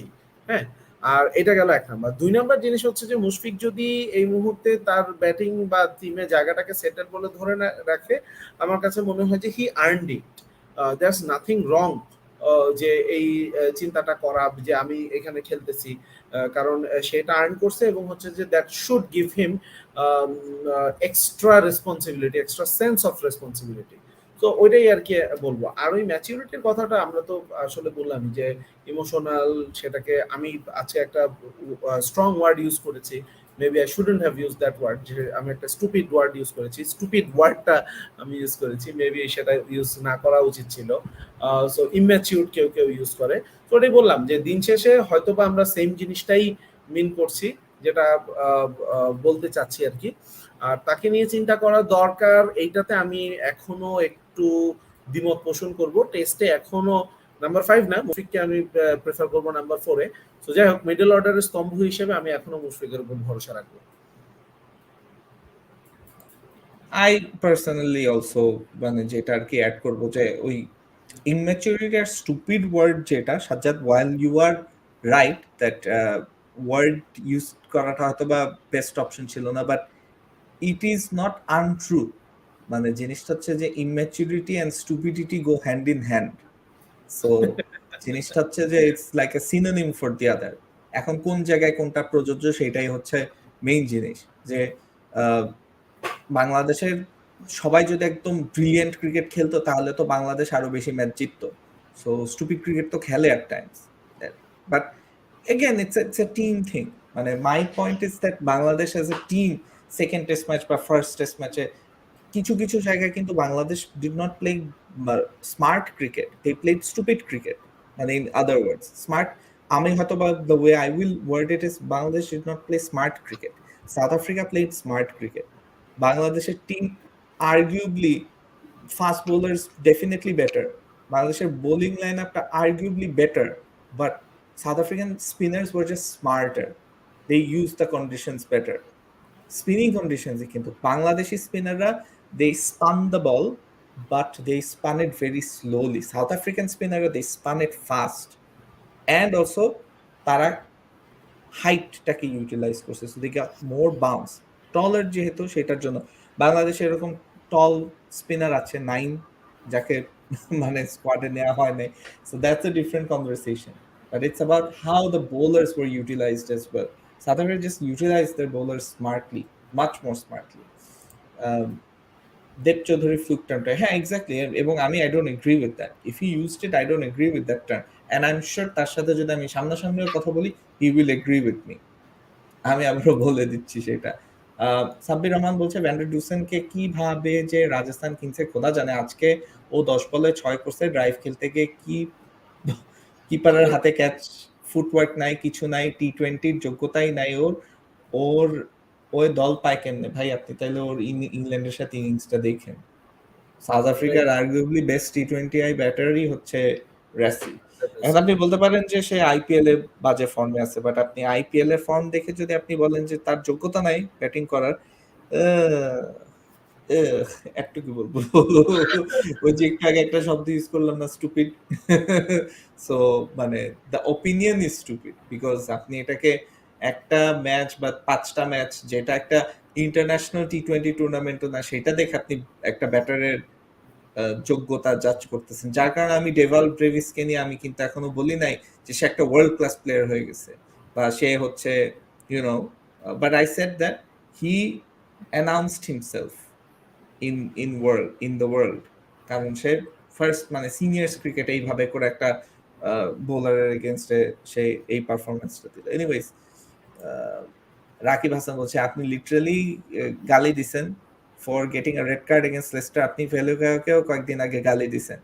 গালি দিয়ে আপনি তো এটা মানে গালি দিতে পারি হয়তো বা প্লেয়ারকে, ঠিক আছে, in the heat of the moment, but that does not mean আমি তার ফ্যামিলিকে অ্যাটাক করে বলতেছি বা আমি তার আর আরেকটা জিনিস ওই যে পুরা যেটা বলো যে get for getting a red card, so হ্যাঁ ওইটাই তো মানে শাহরুখ কিন্তু অলরেডি বলছে যে ওই ম্যাচ চলাকালীন মানে ওয়াচ অ্যালং হ্যাঁ এর সময় তখন হয়তো বা সে হ্যাঁ হচ্ছে যে কোনো গালিগালাজ করছে, তো দুইটা হ্যাঁ দুই জিনিস। yeah ম্যাচ চলাকালীন তো ভাই ফুটবলে তো মারামারি করে, ঘুষাঘুষি করে, exactly হ্যাঁ, সো ম্যাচ চলাকালীন ডিফারেন্ট জিনিস। যাই হোক, হুম। whatever, ফুটবল যেহেতু আমি অত বেশি ফলো করি না, আমি হ্যাঁ হুম। Shahrukh please you are saying. না ওইটাই যে আমি তো সেটা করছি মানে বেসড অন দি ইনসিডেন্ট। আমি তো সেই প্লেয়ারের পরিবার তুলে বা আমি সেই প্লেয়ারকে পার্সোনালি মানে হার্ট করার জন্য না, ওই মোমেন্টে ওই ইনসিডেন্টে as a fan you have 100,000% right to react to it, 100,000, because that's what fans do. যার কারণে আমি বললাম তো, বাট যারা ট্রোল করে, যারা এটা নিয়ে পরে তাকে নিয়ে ধরেন পরে তাকে জাস্ট মানে উইথ হার্টফুল ইন্টেনশনস তাকে নিয়ে কিছু একটা বলে বা তার যেটা খারাপ না সেটাকেও যখন খারাপ বানানোর চেষ্টা করে, that in itself is wrong, যেটা উই ডোন্ট ডু। আর সেইটা যদি আমি করে থাকতাম তাহলে আমি সিচুয়েশনটা বুঝে আমি এটা বলতামই না। That's the difference. প্লেয়ারদের নিয়ে আমিও মজা নেই, সাইফুদ্দিন নিয়ে, পেহলুকা নিয়ে আমিও মজা নেই, but that's not done with heartful intentions. You know what I am saying? মুমিনুলের এগেইনস্টে যেটা হচ্ছে ডান উইথ হার্টফুল ইন্টেনশনস, যে সে পারেই না, সে বোকা, মানে এরকম একটা ব্যাপার। I think there is a difference. Silly point আর হট্টগোল দুইটা দেখে যা বুঝলাম, বাংলাদেশের ক্রিকেট ফ্যান আর বার্সা ফ্যানদের চেয়ে টক্সিক। বাংলাদেশের cricket fans are very toxic ভাই। বাট সিলি পয়েন্ট দেখে কেন আপনার বোঝা লাগবে? সিলি পয়েন্টে আপনার ফ্যান বেস অনেক বেটার। এইটা যদি ম্যাচ শো হইতো, এটা যদি হিট শো হইতো, তাহলে আপনি আসল টক্সিসিটির চেহারা দেখতেন। এখানে আপনারা এই কয়েকজন থাকেন, তাদের মধ্যেই আমরা টক্সিসিটি কমানোর চেষ্টা করি, বিকজ তারা লেস টক্সিকের মধ্যে পড়ে। বাট আমরা আমরা এই কথাগুলো খরচ করি কারণ আমার কাছে মনে হয় যে you guys are sensible enough to understand what we are saying about. Exactly, হ্যাঁ। মিনহাজ বলছে যে যেই জার্নালিস্টরা বলবে বাংলাদেশের নিউজিল্যান্ডের সাথে উইন টেস্ট ফ্রি, সেই জার্নালিস্ট হওয়াটাই ফ্লুক। তাও আপনি মানে I don't agree with this comment either. মানে উনি একটা ভিডিওতে যে বলছে ডাজন্ট মিন যে ওনার পুরা ক্রেডেনশিয়ালস চলে যাবে। Dev Chowdhury works hard for what he does, আর উনি ওনার পজিশনটাতে পপুলারিটির জায়গায় গেছে থ্রু হার্ড ওয়ার্ক। ওনার বাপ দাদার 14 গোষ্ঠী কেউ নাই যে মিডিয়াতে কাজ করে বা বাংলাদেশ ক্রিকেট বোর্ডে কাজ করে বা প্লেয়ারদের ফ্রেন্ড, ওইরকম না। He is made it on his own. So কেন সে মানে why he is made it is because of hard work, and সে ম্যাচের জন্য গ্রহণযোগ্য অনেক কিছু করছে দেখে। বাট একটা শব্দের সাথে just because Shahnur Rabbani does not agree with this, এইটা ডাজ নট মিন যে ওনার ক্রেডেনশিয়ালস পুরোপুরি চলে যায়। সো এইভাবে মানুষকে আপনারা জাজ করবেন না।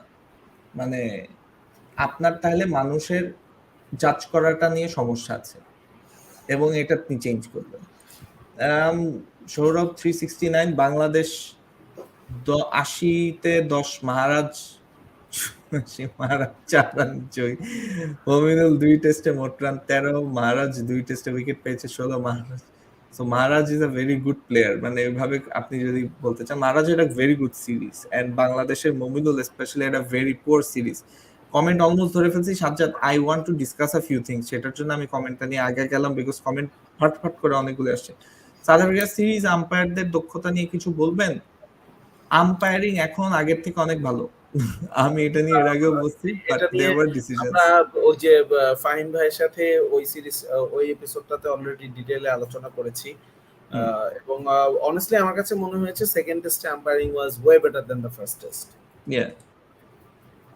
বরং আপনি বলেন যে সেকেন্ড টেস্টে বাংলাদেশের রিভিউ নেওয়া কত ভালো ছিল। বাংলাদেশের review taking was much better. Yes, let's give credit there. Sabbir বলছে জুবায়ের তোমরা মাদ্রিদ ফ্যানরা খুব ক্লাস। এই যে দেখেন আপনারাই দুজনের মধ্যে ঝগড়াঝাটি লাগাই দিচ্ছে, ঠিক আছে? সো জাস্ট মানে সব ফ্যান বেসে টক্সিসিটি আছে, এটা হিউম্যান নেচার।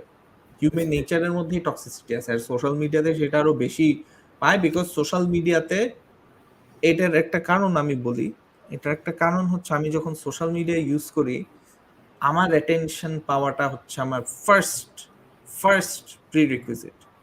আমি মানে কি বলে যেটা আমি ভালো সেটা দিয়ে আমি যদি অ্যাটেনশন না পাই আমি তখন I will resort to doing something যেটাতে রিয়াকশন আসে, সেটা অনেক সময় টক্সিক হয়ে যায়। এবং এইটা হচ্ছে মানে সোশ্যাল মিডিয়া ইউজ করার ম্যাক্সিমাম কিবোর্ড ওয়ারিয়ারের মেন্টালিটি, আমার কমেন্টটা বা আমার পোস্টটা থেকে কত রিয়াকশন আমি পেতে পারি, তখন ওইটা থেকে that breeds toxicity. Social media itself মানে popularity in social media itself is a breeder of toxicity. Tamim better than Bavuma, হ্যাঁ Tamim is better than Bavuma, that's a fact. AB Aziz, oh my goodness, আমাদের চেহারা আপনি ঢেকে দিচ্ছেন। আমি কমেন্টটা সরাই আমি এমনি পড়ি। আমাদের মিডিয়াগুলোতে যখন পাপনকে কোয়েশ্চেন করে তখন এভাবে কোয়েশ্চেন করে যে পাপন ভাই আপনি তো অনেক চেষ্টা করতেছেন, পরিশ্রম করতেছেন, আপনার চেষ্টার তো কমতি নেই, তবুও কেন যেন এক জায়গায় গিয়ে হচ্ছে না, এটার আসল কারণটা কি? এভাবে তেল মেরে কোয়েশ্চেন করে। আমাদের মিডিয়াগুলো কেন সরাসরি পাপনকে কোয়েশ্চেন করতে পারে না? আর পাপনকেও দেখলাম মিডিয়ার থাকে খেলোয়াড়দের তালিকায় চাচ্ছে, মিডিয়ার থেকে খেলোয়াড়দের তালিকা। আপনার যদি কোনো পছন্দের তালিকা থেকে থাকে আমাদের দিবেন, আমরা সেটা বিবেচনা করবো। আর আমাদের মিডিয়াগুলো যত সহজ খেলোয়াড়দের কাছে, মানে আপনি হয়তো যেটা বলতে চাচ্ছেন যে বাংলাদেশের পুরা সিস্টেমটাতেই গলদ আছে, এটা নিয়ে তো আমরা সবসময় বলি যে এক হাতে তো তালি বাজেন, একটু আগে আমি বললাম। সো আপনি যদি বলেন যে কেন পাপনকে বলে, সেটার কারণটা আপনি হয়তো বা জানেন, জেনেই আপনি প্রশ্নটা করছেন, এবং মানে পুরো সিস্টেমটাতেই তো গলদ আছে। সো আপনার সিস্টেমটা ঠিক হবেও না, মানে আনফরচুনেটলি। এটা খুব ইয়ে, কিন্তু এটা হ্যাঁ আমিও শুনছি এই সাংবাদিকরা এইভাবে কোশ্চেন করে যে আপনি তো অনেক চেষ্টা করতেছেন, আপনি তো অনেক পরিশ্রম করতেছেন, তবু কেন এমন হচ্ছে? আমার এত হাসি লাগে এইভাবে যখন কেউ কোশ্চেন করে। মানে এটা চেঞ্জ হবে না, মানে he is in a position of power, এটা বাংলাদেশিদের মেন্টালিটি, যে পজিশন অফ পাওয়ারে থাকে তাকে তেল মেরে অন্যরা কথা বলে, এটা একদম খুবই মানে বেসিক একটা ট্রেড। এটা আমরা মানে we are not new to this. তারপরে যদি আপনি বলেন যে সিনিয়রদেরকে কেন বেশি প্রায়োরিটি দেওয়া হয়, এটাও বাংলাদেশিদের একটা, এবং সাবকন্টিনেন্টে এই জিনিসটা করা হয় অনেক বেশি, সিনিয়রদের অনেক বেশি, বা এশিয়াতেই বলা যেতে পারে যে সিনিয়র হওয়াতে তাকে অনেক বেশি প্রাধান্য দেওয়া হচ্ছে। আরে আমরা বইয়ে পড়ে শিখছি কি বড়দের শ্রদ্ধা করো, ছোটদের স্নেহ করো। আমরা এটা তো শিখি নাই যে কাজের উপরে শ্রদ্ধাটা নির্ভর করা উচিত। জাস্ট বিকজ সে বড় তাকে শ্রদ্ধা করতে হবে। আর শ্রদ্ধা করতে গিয়ে, শ্রদ্ধা করা ফাইন, শ্রদ্ধা করতে গিয়ে তাকে এক্সট্রা প্রিভিলেজ বা তার কথাই ঠিক হবে এটা না। এবং আবার আরেকটা জিনিস হচ্ছে শ্রদ্ধা শুধু বড়দের কেন, শ্রদ্ধা ছোটদেরও করতে পারি। রেসপেক্ট তো ডিফারেন্ট জিনিস। আমাদের এর আগের জেনারেশনের এটা একটা বড় প্রবলেম, মানে আমাদের আগের জেনারেশন আমি বলতেছি সাজ্জাদ, হ্যাঁ, যে এটা একটা বড় প্রবলেম। অনেকেই মনে করে আমি বড় দেখে তুমি আমার কথা শুনবা, আমি ঠিক, আমার এক্সপিরিয়েন্স বেশি। কেন? Why is that? মানে একটা মানুষের এক্সপিরিয়েন্স কম দেখে সে কখনোই ঠিক হবে না, এটা তো হয় না। সো এই ফলস সেন্স অফ সুপিরিয়রিটি থেকে অনেকে বের হয়ে আসতে হয়। সো এটা আমাদের কালচারের ব্যাপার। যে একজন বলতেছিল যে মমিনুলের ক্যাপ্টেন্সি নিয়ে ভালো লাগে না বিকজ সে সিনিয়রদের কথা শোনে, সে স্পাইনলেস। এটা বাংলাদেশের কালচার, এটা পুরো সিস্টেমেই তো এটা। মমিনুল একা কেন, যে এখানে অন্য যে কেউ নতুন ক্যাপ্টেন হলে তাকে নিয়েও প্রশ্ন আসতে পারে, মিরাজকে নিয়েও এই প্রশ্ন আসতে পারে যদি মিরাজকে ক্যাপ্টেন করা হয়। And I'll come to that captaincy situation বাংলাদেশের টেস্ট ম্যাচ নিয়ে কমেন্ট আরো কয়েকটা পড়ে তারপরে সেটাতেই আসবো। Mushfiqur is going through mid life crisis. ভাই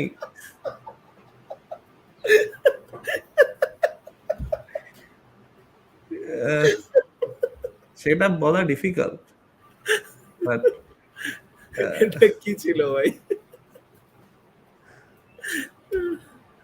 okay next. He's been going through midlife crisis for a long time, তাহলে একটু বলবো এটা যদি আপনার মনে হয়। জুবায়ের হোসেন বলছে, ভাই 2013 year I remember every match of Bangladesh 30 রানে 3 উইকেট পড়তো, মুশফিক কাউকে নিয়ে পার্টনারশিপ করতে একটা। আর sorry if I am wrong, you guys don't think Mushfiq big match player ওডিআইতে? বিগ ম্যাচ প্লেয়ার কিনা, বিগ ম্যাচ প্লেয়ার কিনা বাংলাদেশের ওডিআইতে বিগ ম্যাচ প্লেয়ার যদি বলি বিগ ওকেশন প্লেয়ার, কিন্তু আমরা রিয়াদকে বলতে পারি। Big occasion player Riyad, Shakib, Shakib, হ্যাঁ। বিগ ম্যাচ অন্য প্লেয়ার নাম আসলে, বিগ ম্যাচ প্লেয়ার আসলে ওইভাবে বাংলাদেশে কাউকেই বলা যাবে না। Mushfiq did very important, very major contributions in a lot of Bangladesh win. Sorry একটু জাস্ট অ্যাড করি, বাংলাদেশের বিগ ম্যাচ খেলার জন্য তো বিগ ম্যাচ খেলার পজিশনে যেতে হবে। বাংলাদেশ যাই জিতে সেটাই তো এখন ইতিহাস হয়, যে ফার্স্ট টাইম এভার সাউথ আফ্রিকার খেলছি তো খুব কম বাংলাদেশে। যাই হোক, শানুর আটকায় আছে আমার স্ক্রিনে। না I am fine, I think I am fine. আমার কি নেট চলে গেছে? না, আমার নেট আছে সাজ্জাদ, আই বিলিভ। আমার নেট আছে সাজ্জাদ, তোমার নেট নাই। সো মুভিং অন, মিনাজ শোভা বলছে মুশফিক রিভার্স সুইপ খেলুক বা এক্সিকিউশন আরো বেটার করা দরকার, যাতে আউটের প্রবাবিলিটি মিনিমাম হয়ে যায়। এই ধরনের রিস্কি প্রিমেডিটেটেড শটের এক্সিকিউশন আরো ভালো হওয়া লাগে। আপনি মানে I agree with you, but এটা আসলে হবে কি হবে না, এটার মানে only time will tell. Sajjad, you're back with us. ওকে, হ্যাঁ। আমি ভাবতেছিলাম যে কে আটকায় গেল, আমি না তুমি? হ্যাঁ, না, আমি এই জন্য তাড়াতাড়ি মানে অন্য স্ক্রিনে চেক করে দেখলাম, বিকজ আমি লাইভটা অন রাখি পাশের স্ক্রিনে। সেখান থেকে দেখলাম যে I am there, you're stuck. Zubair was in 2015, 2019 World Cup, but 2017 Champions Trophy, that 79 versus England. ODI te isn't Mushfiq one of the best for Bangladesh? ODI in general না, আমি বলবো না, আমার কাছে মনে হয় উনি বাংলাদেশের কথাই বলছে। ইয়েস, ডেফিনেটলি বাংলাদেশের জন্য তো অবশ্যই one of the best batters. 2015, 19 আর 17 এর কথা বললো, আমি তো 2014 এশিয়া কাপের কথা বলবো, ইন্ডিয়ার সাথে যে সেঞ্চুরিটা করলো। আমি 2012 এশিয়া কাপের কথা বলবো, ইন্ডিয়ার সাথে যে ম্যাচটা খেললো, 25 বলে 44 মনে হয় একটা ইনিংস খেললো, যেখানে first time we realise that Mushfiq can hit as well. তারপর হচ্ছে আরো আগে যদি যাই, আচ্ছা আরো বেশি আগে যাওয়ার দরকার নেই, আমরা পরের দিকেই থাকি। ওডিআই না, এই লাস্ট ওয়ার্ল্ড কাপে অস্ট্রেলিয়ার সাথে সেঞ্চুরিটা, যদিও ম্যাচটা আমরা হেরেছি, বাট ওই সেঞ্চুরিটা ওয়াজ রিয়েলি স্পেশাল। পাকিস্তানের সাথে 2015-তে ফার্স্ট নাকি সেকেন্ড ওয়ানডেতে যেন সেঞ্চুরি করলো, সেকেন্ড ওডিআইতে মোস্ট প্রবাবলি তামিম আর মুশফিক দুজনেই সেঞ্চুরি করলো ওই ম্যাচটা যে আমরা জিতলাম। তারপর ঠিক ওডিআই না, টি-20-র কথা যদি বলি, ইন্ডিয়ার সাথে যে একমাত্র টি-20 যেটা আমরা জিতলাম, এরকম টি-20 একটা 2012-তে ওয়েস্ট ইন্ডিজের সাথেও একটা টি-20 জিতেছিলাম মুশফিকের একটা ইনিংসে।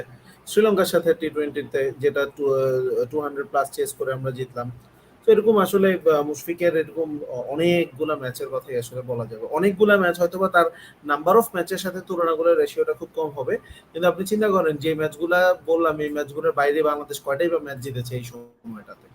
সো ওইটাই আর কি, মানে ওই চিন্তা করে অবশ্যই মানে মুশফিককে মানে ডেফিনেটলি তামিম, মুশফিক, সাকিব এদেরকে তো এমনি এত হাইলি রেট করা হয় না বাংলাদেশে। মুস্তাফা আবারও রিমাইন্ড করে দিচ্ছে যে we R hiring a video editor, so আমি ভুলে যাই নাই, মেক ইউরসেলফ ইউজফুল বলতেছে নুসার। জুবাইর বলছে what do you guys think about Sri Lanka cricket in future? Rajapaksa, ওয়ালেন্দু এদের দেখে কি মনে হয় Sri Lankan golden days are coming back? না, আমার একটুকুই।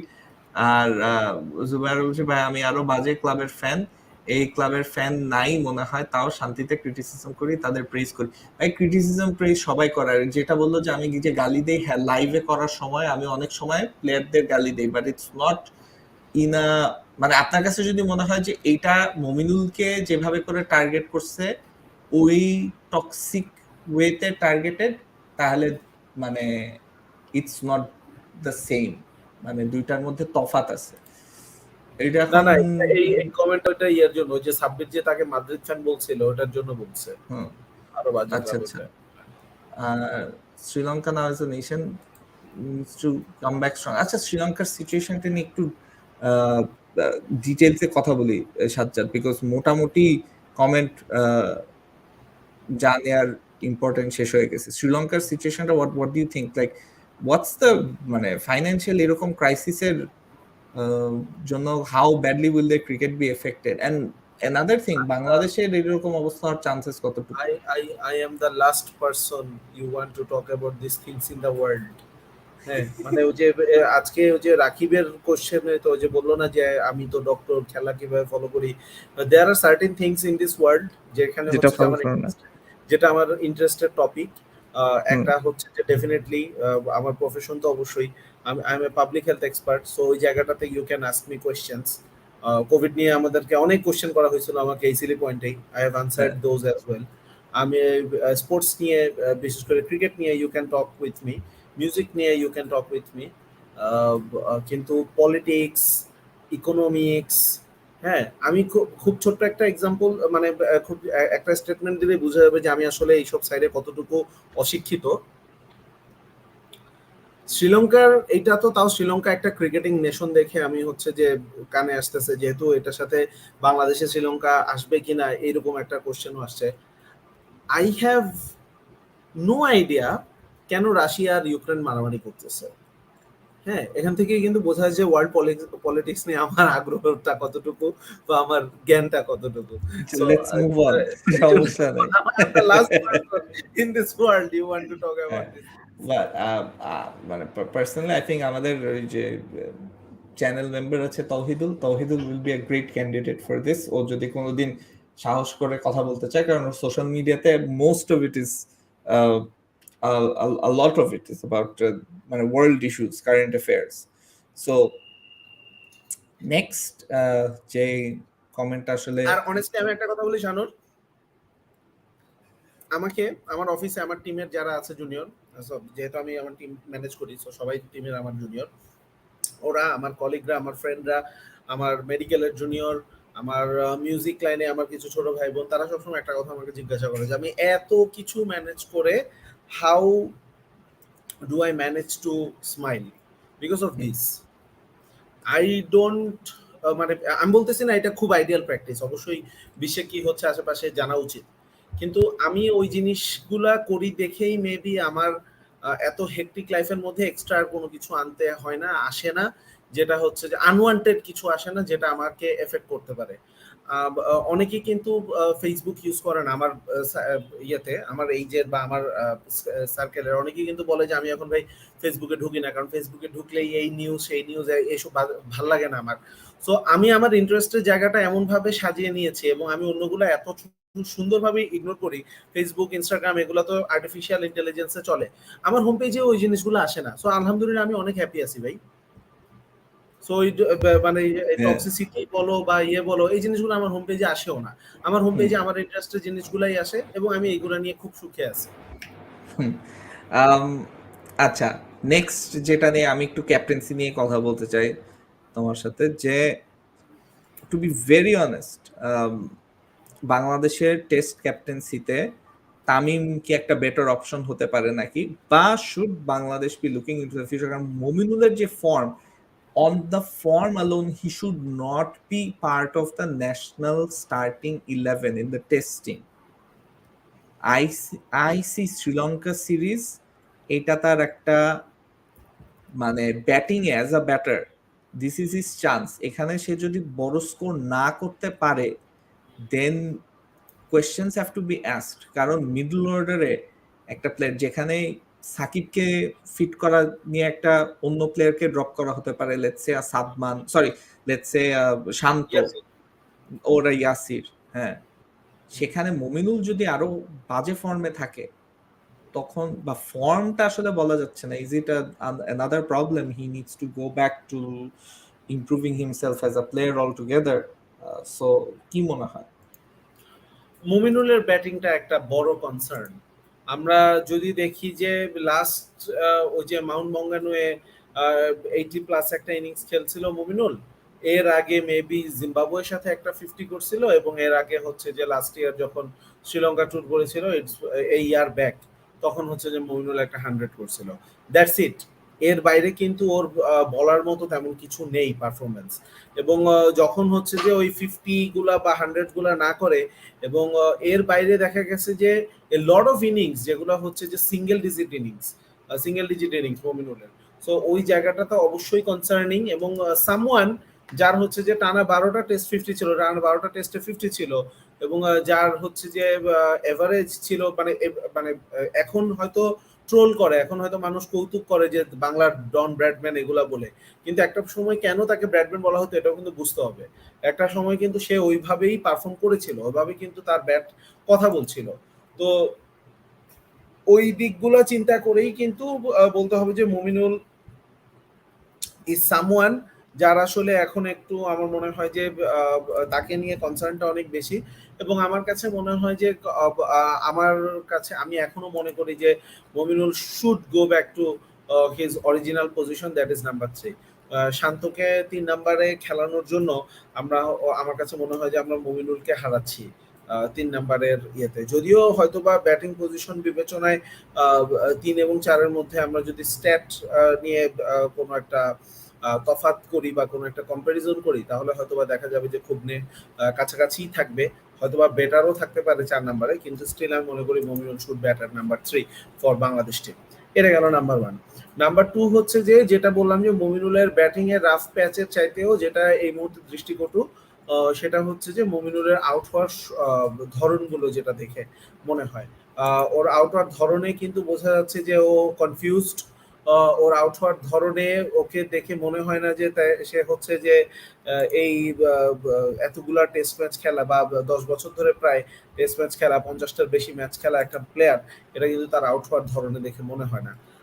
আগে যেমন মমিনুল যখন ব্যাট করতে নামতো, যখন তার পার্পল প্যাচ চলছিল তার ইয়েতে ক্যারিয়ারে, তখন কিন্তু মমিনুল নামলে একটা সেন্স অফ রিলিফ, একটা সেন্স অফ কামনেস থাকতো।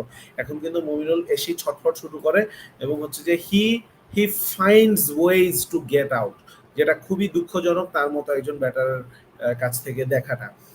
আর আরেকটা কথা শাহরুখ যেটা লাস্টে বললো যে শ্রীলঙ্কার সাথে তার সিরিজটা অবশ্যই তার জন্য একটা অগ্নি পরীক্ষা, কারণ শ্রীলঙ্কার সাথে মমিনুলের ওভারঅল রেকর্ড খুব ভালো। লাস্ট যেই সেঞ্চুরিটার কথা বললাম, লাস্ট সেঞ্চুরিটাও কিন্তু শ্রীলঙ্কার সাথে হয়েছিল।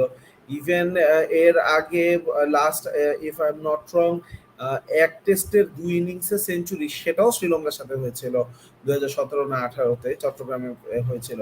সো শ্রীলঙ্কার সাথে ওর রেকর্ড খুবই ভালো। আর খেলাও হবে হচ্ছে আমাদের নিজেদের মাটিতে। তো সবকিছু মিলিয়ে যদি শ্রীলঙ্কা সিরিজটাও তার বাজে কাটে, তাহলে অবশ্যই আমার কাছে মনে হয় যে তার ক্যাপ্টেন্সি নিয়ে ভাবতে হবে। ওই কারণে মানে ক্যাপ্টেন্সি নিয়ে নট বিকজ অফ, মানে ফর এক্সাম্পল সচিন টেন্ডুলকারের কথা যদি বলি, সচিন টেন্ডুলকার কিন্তু অ্যাজ ক্যাপ্টেন তার ব্যাটিংটা খুব বেশি হ্যাম্পার হচ্ছিল। হ্যাঁ, দল যে খুব খারাপ করছিল তা কিন্তু না, কিন্তু তারপরেও তার ব্যাটিংটা এত বেশি হ্যাম্পার হচ্ছিল যে তাকে ক্যাপ্টেন্সি থেকে সরিয়ে দেওয়া হয়েছিল। ইয়েস, দলের পারফরমেন্স খুব ভালো হচ্ছিল না সবকিছু মিলে। তো আমার কাছে মনে হয় যে মমিনুলের ক্যাপ্টেন্সি জায়গাটা এখন ওরকম। টেস্ট ক্রিকেটে বাংলাদেশ এর চাইতে বেটার পারফরমেন্স কি বা করতে পারে? বাংলাদেশে সাউথ আফ্রিকাতে একটা ভালো ট্যুর দিল, নিউজিল্যান্ডে বাংলাদেশ টেস্ট জিতলো। হ্যাঁ, তো দেয়ার আর গুড সাইন্স ফর বাংলাদেশ। আবার at the same time Bangladesh হচ্ছে যে ওয়েস্ট ইন্ডিজের সাথে টেস্ট ম্যাচ হারলো নিজেদের মাটিতে পরপর 2টা। হ্যাঁ, তো ওই জিনিসটাও কিন্তু দেখতে হবে, মমিনুলের ক্যাপ্টেন্সিতেই কিন্তু এটা হয়েছিল।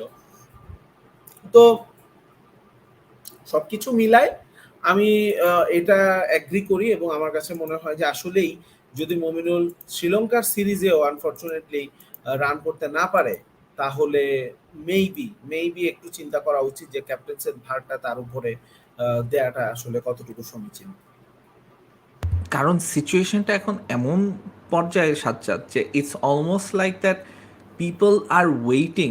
অ্যান্ড এটা আমি ফিল করি যে বাংলাদেশের ক্রিকেট ফ্যান বেস কিন্তু অনেক সময় অনেক প্লেয়ারের খারাপ চায় বা টিমের খারাপ চায়, সো দ্যাট ফিউচারে যেন কোনো একটা চেঞ্জে ভালো হতে পারে, ইন হোপ দ্যাট ফিউচারে। So a lot of fans are hoping যে মুমিনুল যেন ফেল করে, সো দ্যাট ওর একটা চেঞ্জ আসে।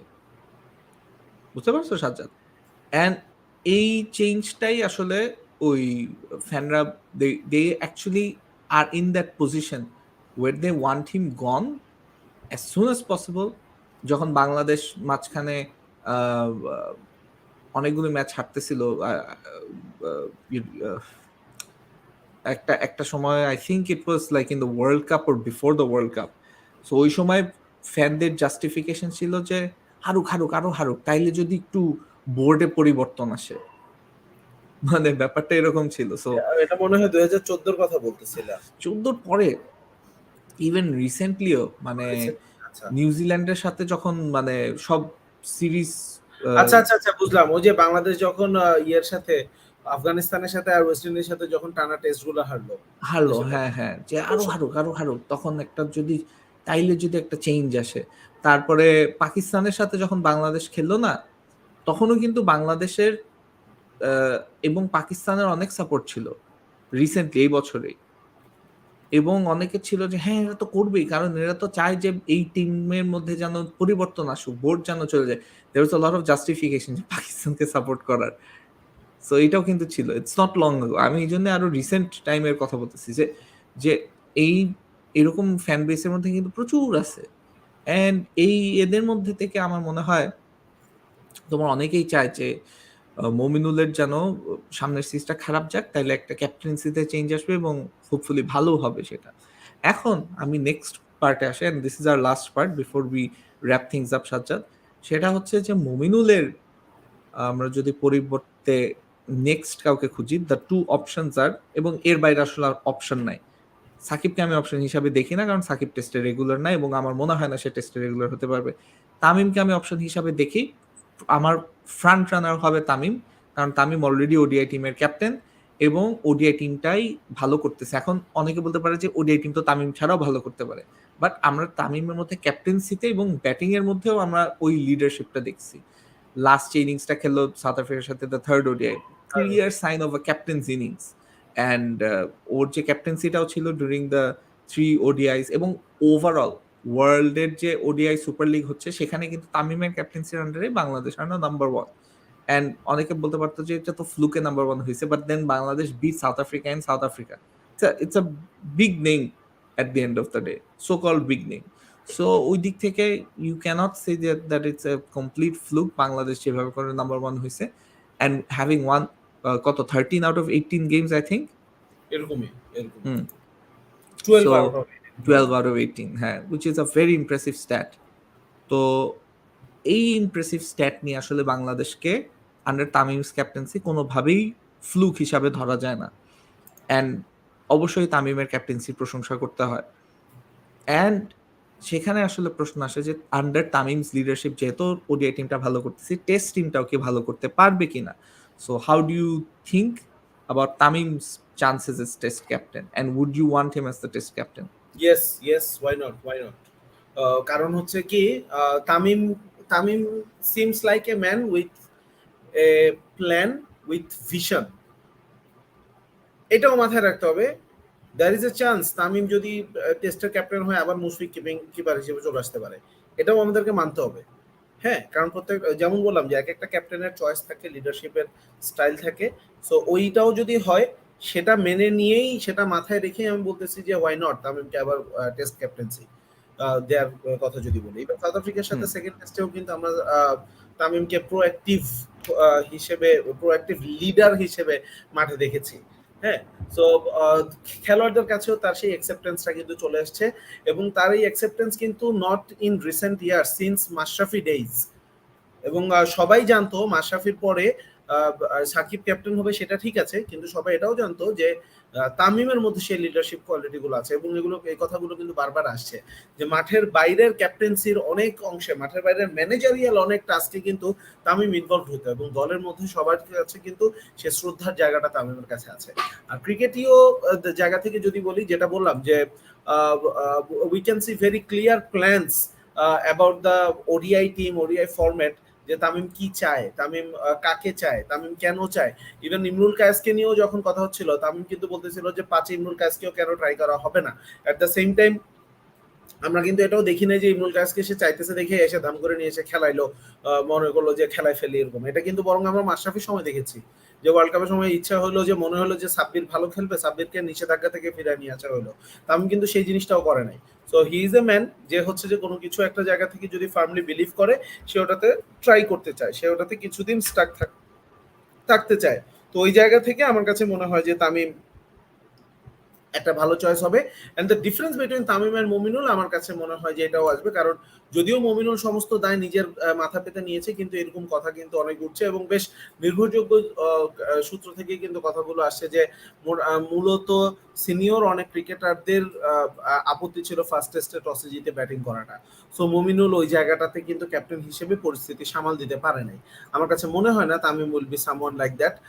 তখন তামিম নিজেই বলবে যে আমি চাই না হ্যাঁ, সেটাই মানে মুমিনুল যদি নিজেই his বলতে চায়, mentality also needs to change then Sajjad his না সেটা তো mentality also অবশ্যই, needs to change. সেটা তো অবশ্যই। আমি তো বললামই যে তামিম আসলে আমরা এটাও দেখতে পারি যে মুশফিক আবার টেস্টেও কিপিং করতেছে, হুম হইতেই পারে এটা। সো ওইটা মাথায় রেখেই আমি বলতেছি যে কারণ হচ্ছে যে ডেফিনেটলি এখন ভাই ওই যে দেখো মাশরাফি তো সাব্বিরকে ঠিকই নিয়ে আসছিল নাম্বার 7-এ, কিন্তু সত্যি কথা হচ্ছে কি যেই প্ল্যান নিয়ে একটা প্লেয়ারকে সে নিষেধাজ্ঞা থেকে নিয়ে এসে সরাসরি ম্যাচ খেলালো এবং একটা 100ও গুলো নিউজিল্যান্ডে গিয়ে কি আবার সেলিব্রেটও করছে ব্যাট দিয়ে এরকম এরকম করে কথা বলানো, ঠিক আছে, কিন্তু আলটিমেটলি যেই প্ল্যানটা ছিল সেই প্ল্যানে কিন্তু কাজে লাগাতে পারেনি। ওয়ার্ল্ড কাপে নাম্বার 7-এ কিন্তু সাব্বির কোনো রকম সার্ভিস দিতে পারেনি, তাই না? সো ওই জিনিসটাই বললাম যে প্ল্যান থাকতে পারে, ওই ক্লিয়ার প্ল্যান থাকাটা ইম্পর্টেন্ট। জানি না মুমিনুল একটু ইন্ট্রোভার্ট কিনা বা তার কোনো প্ল্যান আছে কিনা, অ্যাটলিস্ট বাইরে থেকে দেখে ওই জায়গাটাতে মুমিনুলের কিছু ল্যাকিংস আছে আছে বলে মনে হয়। এটা গেল নাম্বার 1। এবার আসি নাম্বার 2। আমি যদি সেকেন্ড অপশনের কথা যদি বলি, লুকিং এট দ্য ফিউচার, আমার কাছে মনে হয় যে Miraz could be another option. আমার personal choice, Miraz could be another option. এর কারণটা কি? কারণটা হচ্ছে যে নাম্বার 1, টেস্ট টিমে মিরাজ একজন রেগুলার সদস্য।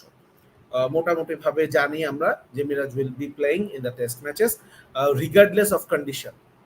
সেটা এবং রিসেন্ট টাইমসে আমরা কিন্তু মিরাজের বোলিং এ সিগনিফিক্যান্ট ইমপ্রুভমেন্ট দেখছি এলিয়েন কন্ডিশনে, ফরেন কন্ডিশনে। সে নিউজিল্যান্ডেও ভালো বোলিং করেছে, সাউথ আফ্রিকাতেও ভালো বোলিং করেছে। প্লাস হচ্ছে যে আমরা তার মধ্যে লিডারশিপ কোয়ালিটি, আমরা এজ লেভেলে সে লিডার ছিল, ক্যাপ্টেন ছিল। ফ্র্যাঞ্চাইজ লিগে আমরা কিন্তু চট্টগ্রাম চ্যালেঞ্জার্সের হয়ে আমরা দেখেছি বিপিএল এ তাকে ভালো ক্যাপ্টেন্সি করতে। আর ও যখন ক্যাপ্টেন্সি করছিল চট্টগ্রামের হয়ে, he seemed like a different person. এটা একটা জিনিস। আর একটা জিনিস হচ্ছে যে 2-3 বছর আগে ওর হচ্ছে যে ভাই বলছে এই বলছে, ওই ব্যাপারটাও এখন ওর মধ্যে কমে আসছে। এখন ওকে দেখে মনে হয় যে হি ইজ সামওয়ান যে হচ্ছে যে টিমের একজন সিনিয়র সদস্য এবং দায়িত্ব নিয়ে খেলতে পছন্দ করে। সো আমার কাছে মনে হয় যে looking at the future, Tamim যদি না হয়, Miraz could be another good option for Bangladesh. আমি মিরাজের ক্ষেত্রে নেক্সট কোয়েশ্চেনটা করতাম যে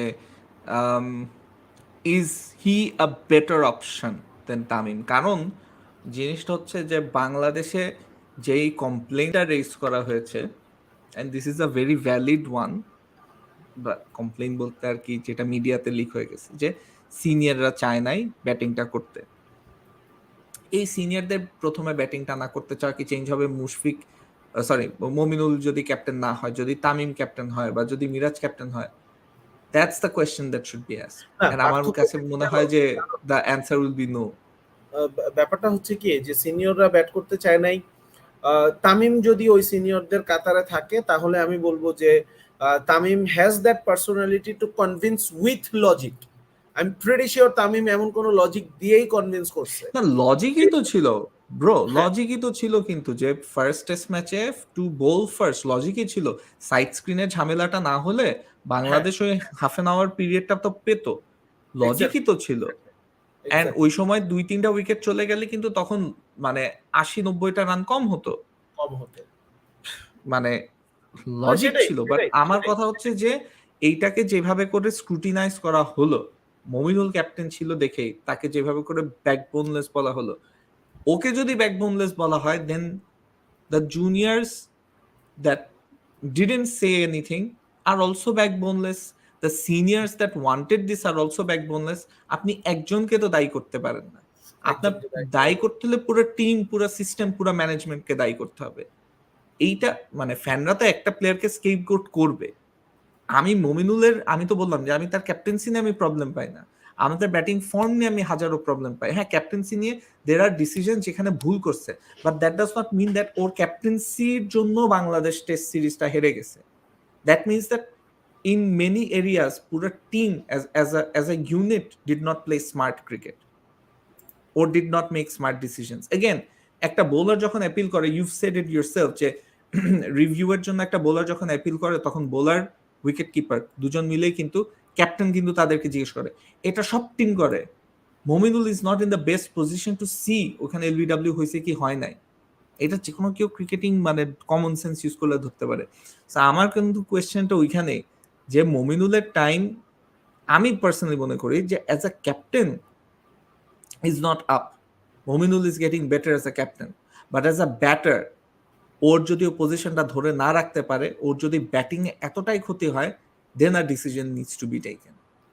আমার ওয়ারিটা মমিনুলের ব্যাটিংটা নেই। আমি তো ব্যাটার মমিনুলকে বেশি চাইবো এই মুহূর্তে ক্যাপ্টেন মমিনুলের চাইতে, কারণ ওই প্লেয়ারটাকে আমার বেশি দরকার। টিমে একটা লিডার আছে, টিমে মমিনুল ছাড়াও তামিম অপশন আছে, মিরাজ অপশন হিসেবে আছে, এবং শান্ত অপশন হিসেবে আছে, যদিও শান্ত এই মুহূর্তে অনেক দূরের অপশন।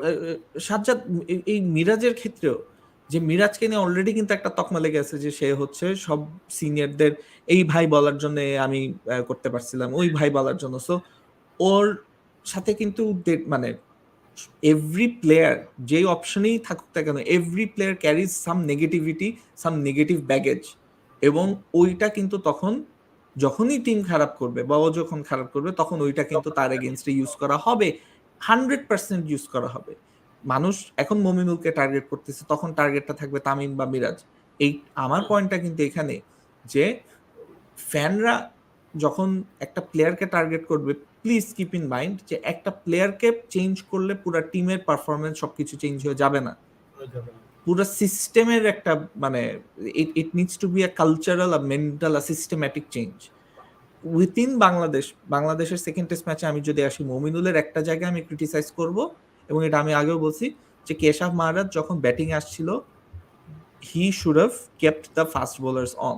এখন সে যদি মনে করে যে টায়ার্ড হয়ে যাচ্ছিল one of the fast bowlers, তাহলে তাকে বাদ দিয়ে অন্য কাউকে, there are you're playing with two fast bowlers, so keep them on and keep the pressure on, মানে যেমনিই হোক না কেন প্রেশারটা রাখতে পারে নাই বাংলাদেশ ওই সময়।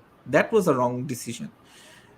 এছাড়া মমিনুলের captaincy I really can't say that, you know, অন্যান্য মানে ওই তো টসে জয়লাভ করে বোলিং এর সিদ্ধান্তটা ছাড়া, বিকজ এটা সামনেও যে হবে না দের ইজ নো গ্যারান্টি, কারণ এটা তামিমের আন্ডারে হতে পারে, সিনিয়র্স ওয়ান্টেড সিনিয়রদের, এবং সিনিয়রদের সে থাকবে, এটা আমরা খুব ভালো করেই জানি, এটা বাংলাদেশের কালচারে এবং থাকবে না কেন, মানে আমি শুধু বাংলাদেশের কালচার বলবো না, আমি বলবো থাকবে না কেন। আমার দলে যদি এরকম প্লেয়ার থাকে যারা ভাই 14-15 বছর ধরে ক্রিকেট খেলতেছে, আমি তাদের কাছ থেকে অপিনিয়ন নিব না? তাদের কাছ থেকে যদি আমি অপিনিয়ন না নেই, তাহলে 14-15 বছর ধরে কি তার কাছ থেকে আমি ঘাস কাটার সার্ভিস নিচ্ছি? Exactly very true. আমি এখানে একটু যারা আমাদের ভিউ করতেছে তাদেরকেও আমি জিজ্ঞেস করতে চাই যে what are your opinions, please comment, please discuss amongst yourself. So you know just let us know যে বাংলাদেশের ক্যাপ্টেন্সিতে নেক্সট কে আসতে পারে, নাকি মমিনুলকেই রাখা উচিত। ঠিক আছে, এটা দরকার হলে শো শেষে মানে টপিকের বাইরে জুবায়ের হোসেনের একটা কমেন্ট দেখতেছি, ওই যে 138-এ, হ্যাঁ ভাই আমিও জানতাম না কিছু, এই জন্য মেডিকেল এক্সামে জেনারেল নলেজে মারা খেয়েছি, গট 60 এন্ড ওই জিকে মারছে। আচ্ছা ভাই, ফার্স্টলি যখন মানে আমি এখন জানি না, কারণ এই জিনিসগুলো আমার না জানলেও চলবে। হ্যাঁ, এটা গেল এক নাম্বার। আর তার মানে এমন মানে হ্যাঁ, ইউক্রেন রাশিয়ার যুদ্ধ নিয়ে আমি আসলেই তেমন কিছু জানি না, কেন হচ্ছে কি হচ্ছে, আমি খালি জানি যুদ্ধ লাগছে, দ্যাটস ইট। আর শ্রীলঙ্কার ওটা নিয়েও আমি খুব বেশি ডিটেল জানি না, বাট হ্যাঁ অল্প কিছু জানি যে আনপ্ল্যান্ড আরবানাইজেশন, লোনের বোঝা, এইসব ব্যাপার স্যাপার, বাট আমি ডিটেল অত জানি না এগুলো নিয়ে। সো কিন্তু যদি আমার এই ধরনের কোনো সিচুয়েশন আসে যে আমার আসলে একটা জিনিস নিয়ে জানা লাগবে, তখন কিন্তু ঠিকই আমি ওই জিনিসটা বের করে নিয়ে আসবো। আমি নিজে একজন মেডিকেল স্টুডেন্ট ছিলাম, সো অবভিয়াসলি আমি যেহেতু মেডিকেল স্টুডেন্ট ছিলাম, মেডিকেলে চান্স পাইছি, সো জেনারেল নলেজে ডেফিনেটলি আমি একটা ভালো স্কোর করতে পেরেছিলাম আলহামদুলিল্লাহ। ওটাই বললাম যে যখন যদি যেটা দরকার হয়, যখন দরকার হবে তখন ওটা নিয়ে জেনে যাবো। এখন আপনি ভাই মেডিকেল এক্সাম দিতে যাবেন, আপনি যদি জেনারেল নলেজ পড়াশোনা করে না জানেন, এটা তো ভাই সমস্যা। এটার সাথে আপনি দুইটা সিচুয়েশন তুলনা করলে তো হবে না। That's the thing. But anyways, আমরা যদি এখানে আসি ওবিপি যে শুনতে, what do you think test batting ভালো করার জন্য কি ধরনের ট্রেনিং দরকার? ফার্স্ট থিং, বাংলাদেশের টেস্ট ব্যাটিং নিয়ে আমি I don't see too many problems apart from mental ones. এখন মেন্টাল ওয়ান কেমনে সলভ করা যাবে, এটা ব্যাটিং যে এখন কনসালটেন্ট বা ব্যাটিং যে coach Jamie Siddons, only he is the one who can solve it. কারণ বাংলাদেশের ব্যাটিং এ এনাফ ট্যালেন্ট আছে। বাংলাদেশের ব্যাটিং অর্ডারটা আমি যদি দেখি, আই উড সে যে সাউথ আফ্রিকার সাথে talent wise similar. I wouldn't say যে বাংলাদেশ খুব একটা পিছায় আছে। I personally think that South আফ্রিকার ব্যাটিং অর্ডারটা পোটেনশিয়ালি বেটার। যে ব্যাটিং লাইন আপটা সাউথ আফ্রিকা এগেন্স্ট বাংলাদেশ নামাইছে ইন দ্য টেস্ট সিরিজ, যদিও the numbers don't add up, but I think that মানে রিকলটন এন্ড আমরা যদি Verreynne and Bavuma are very talented players. Position by position যদি যাই, শানুকে জিজ্ঞেস করি, Elgar versus Tamim, Tamim, Joy versus কি জানি বাবার আরভি, নাম, আরভি, আরভি। হ্যাঁ Arvi, At the moment, Arvi, because Joy জয়ের মাত্র কিছু glaring weakness আছে। আচ্ছা, But Arviর একটা সেঞ্চুরি টেস্টে, জয়েরও একটা century. Joy has the better numbers than Arvi. আচ্ছা, তারপর হচ্ছে শান্ত ভার্সেস সাউথ আফ্রিকা, জানি কে খেললো ওয়ান One ডাউনে, down-এ, one down-এ কি বলে, বাবুমা তো ফোরে খেললো, হ্যাঁ পিটারসন, এবার পিটারসন, পিটারসন, হ্যাঁ কিগান পিটারসন, পিটারসন, শান্ত ভার্সেস পিটারসন কে? পিটারসন, ওকে, তারপর আসে Mominul versus Bavuma. Bavuma on current form, আচ্ছা, তারপর হচ্ছে মুশফিক ভার্সেস রিকলটন। obviously মুশফিক। তারপর হচ্ছে লিটন ভার্সেস ভেরাইনা। লিটন, তারপর লিটনের পরে জানি কে, ইয়াসির ভার্সেস মুল্লার। ইয়াসির, তারপর হচ্ছে ইয়াসিরের পরে জানি কে, মিরাজ, মিরাজ, মিরাজ হ্যাঁ। Versus Maharaj. I would say Miraz potentially much better. So ওই জায়গায়, সো আলটিমেটলি দেখো বেশিরভাগ ক্ষেত্রে কিন্তু বাংলাদেশের নামই বাংলাদেশি কিন্তু প্লেয়ার, চলে আসে। I know that for a fact. আমি ওটাই বলতেছি যে বাংলাদেশের ব্যাটিং কিন্তু is a very potentially a very good unit. Just you need এটা the team, হ্যাঁ exactly, the team performing together. That's about it. South Africa play very smart cricket. South African স্পিনাররা তারা কিন্তু জোরে বল করার চেষ্টা করে না, they spun the ball more, but they spun it at a decent pace as well. Bangladeshi স্পিনাররা বেশি spin করতে গেলে they slow it down. বাংলাদেশে আমরা বলি যে স্পিনে ভালো, মানে গুড টিম যারা ভালো স্পিন করাতে পারে। তাইজুল ফাস্ট বল করেও স্পিন করাতে পারে, বাট মানে সাউথ আফ্রিকান স্পিনাররা the height that they bowl from, again the technicality is the height. Simon Harmer আর Keshav Maharaj both bowl from such a height যেটা ব্যাটারদের জন্য একটু প্রবলেম হয়ে দাঁড়ায়। ঝামেলা করে, হ্যাঁ exactly, and they use that to their advantage, যেটা বাংলাদেশি স্পিনাররা করতে পারে নাই। অ্যান্ড দ্যাটস দ্য ডিফারেন্স, যে আমি বলবো না যে বাংলাদেশি স্পিনাররা ওদের থেকে less talented, but it's just about how intelligent you are. Harmer, I would say, is one of those spinners যে actually he can be one of the best in the world. Or stats বলে সেটা, ওর bowling দেখেও সেটা বোঝা যায়। যদি এই test match দুটাতে Maharaj two more wickets, but অনেকটা কিন্তু হার্মার ওই সাইড থেকে প্রেশার তৈরি করছে দেখে হয়েছে। হার্মার is one of those bowlers যে আসলে on any surface I feel that he can do a job. হার্মারের বোলিং দেখে এটা মানে is a very good looking aggressive off spinner.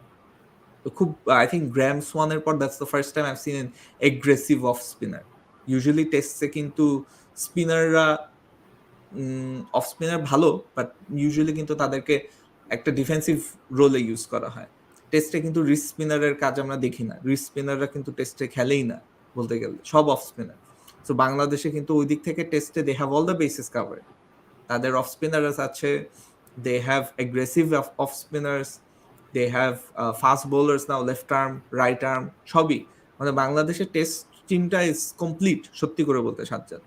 সব আছে, left right opening combination, a wicket keeper that can keep wickets, সব আছে বাংলাদেশে। Test টিমটা ভালো করার জন্য অনেস্টলি সব আছে। It's all in the head, যে 2 ইনিংস ধরে বা মানে 5 দিন ধরে if they can consistently perform at a good level.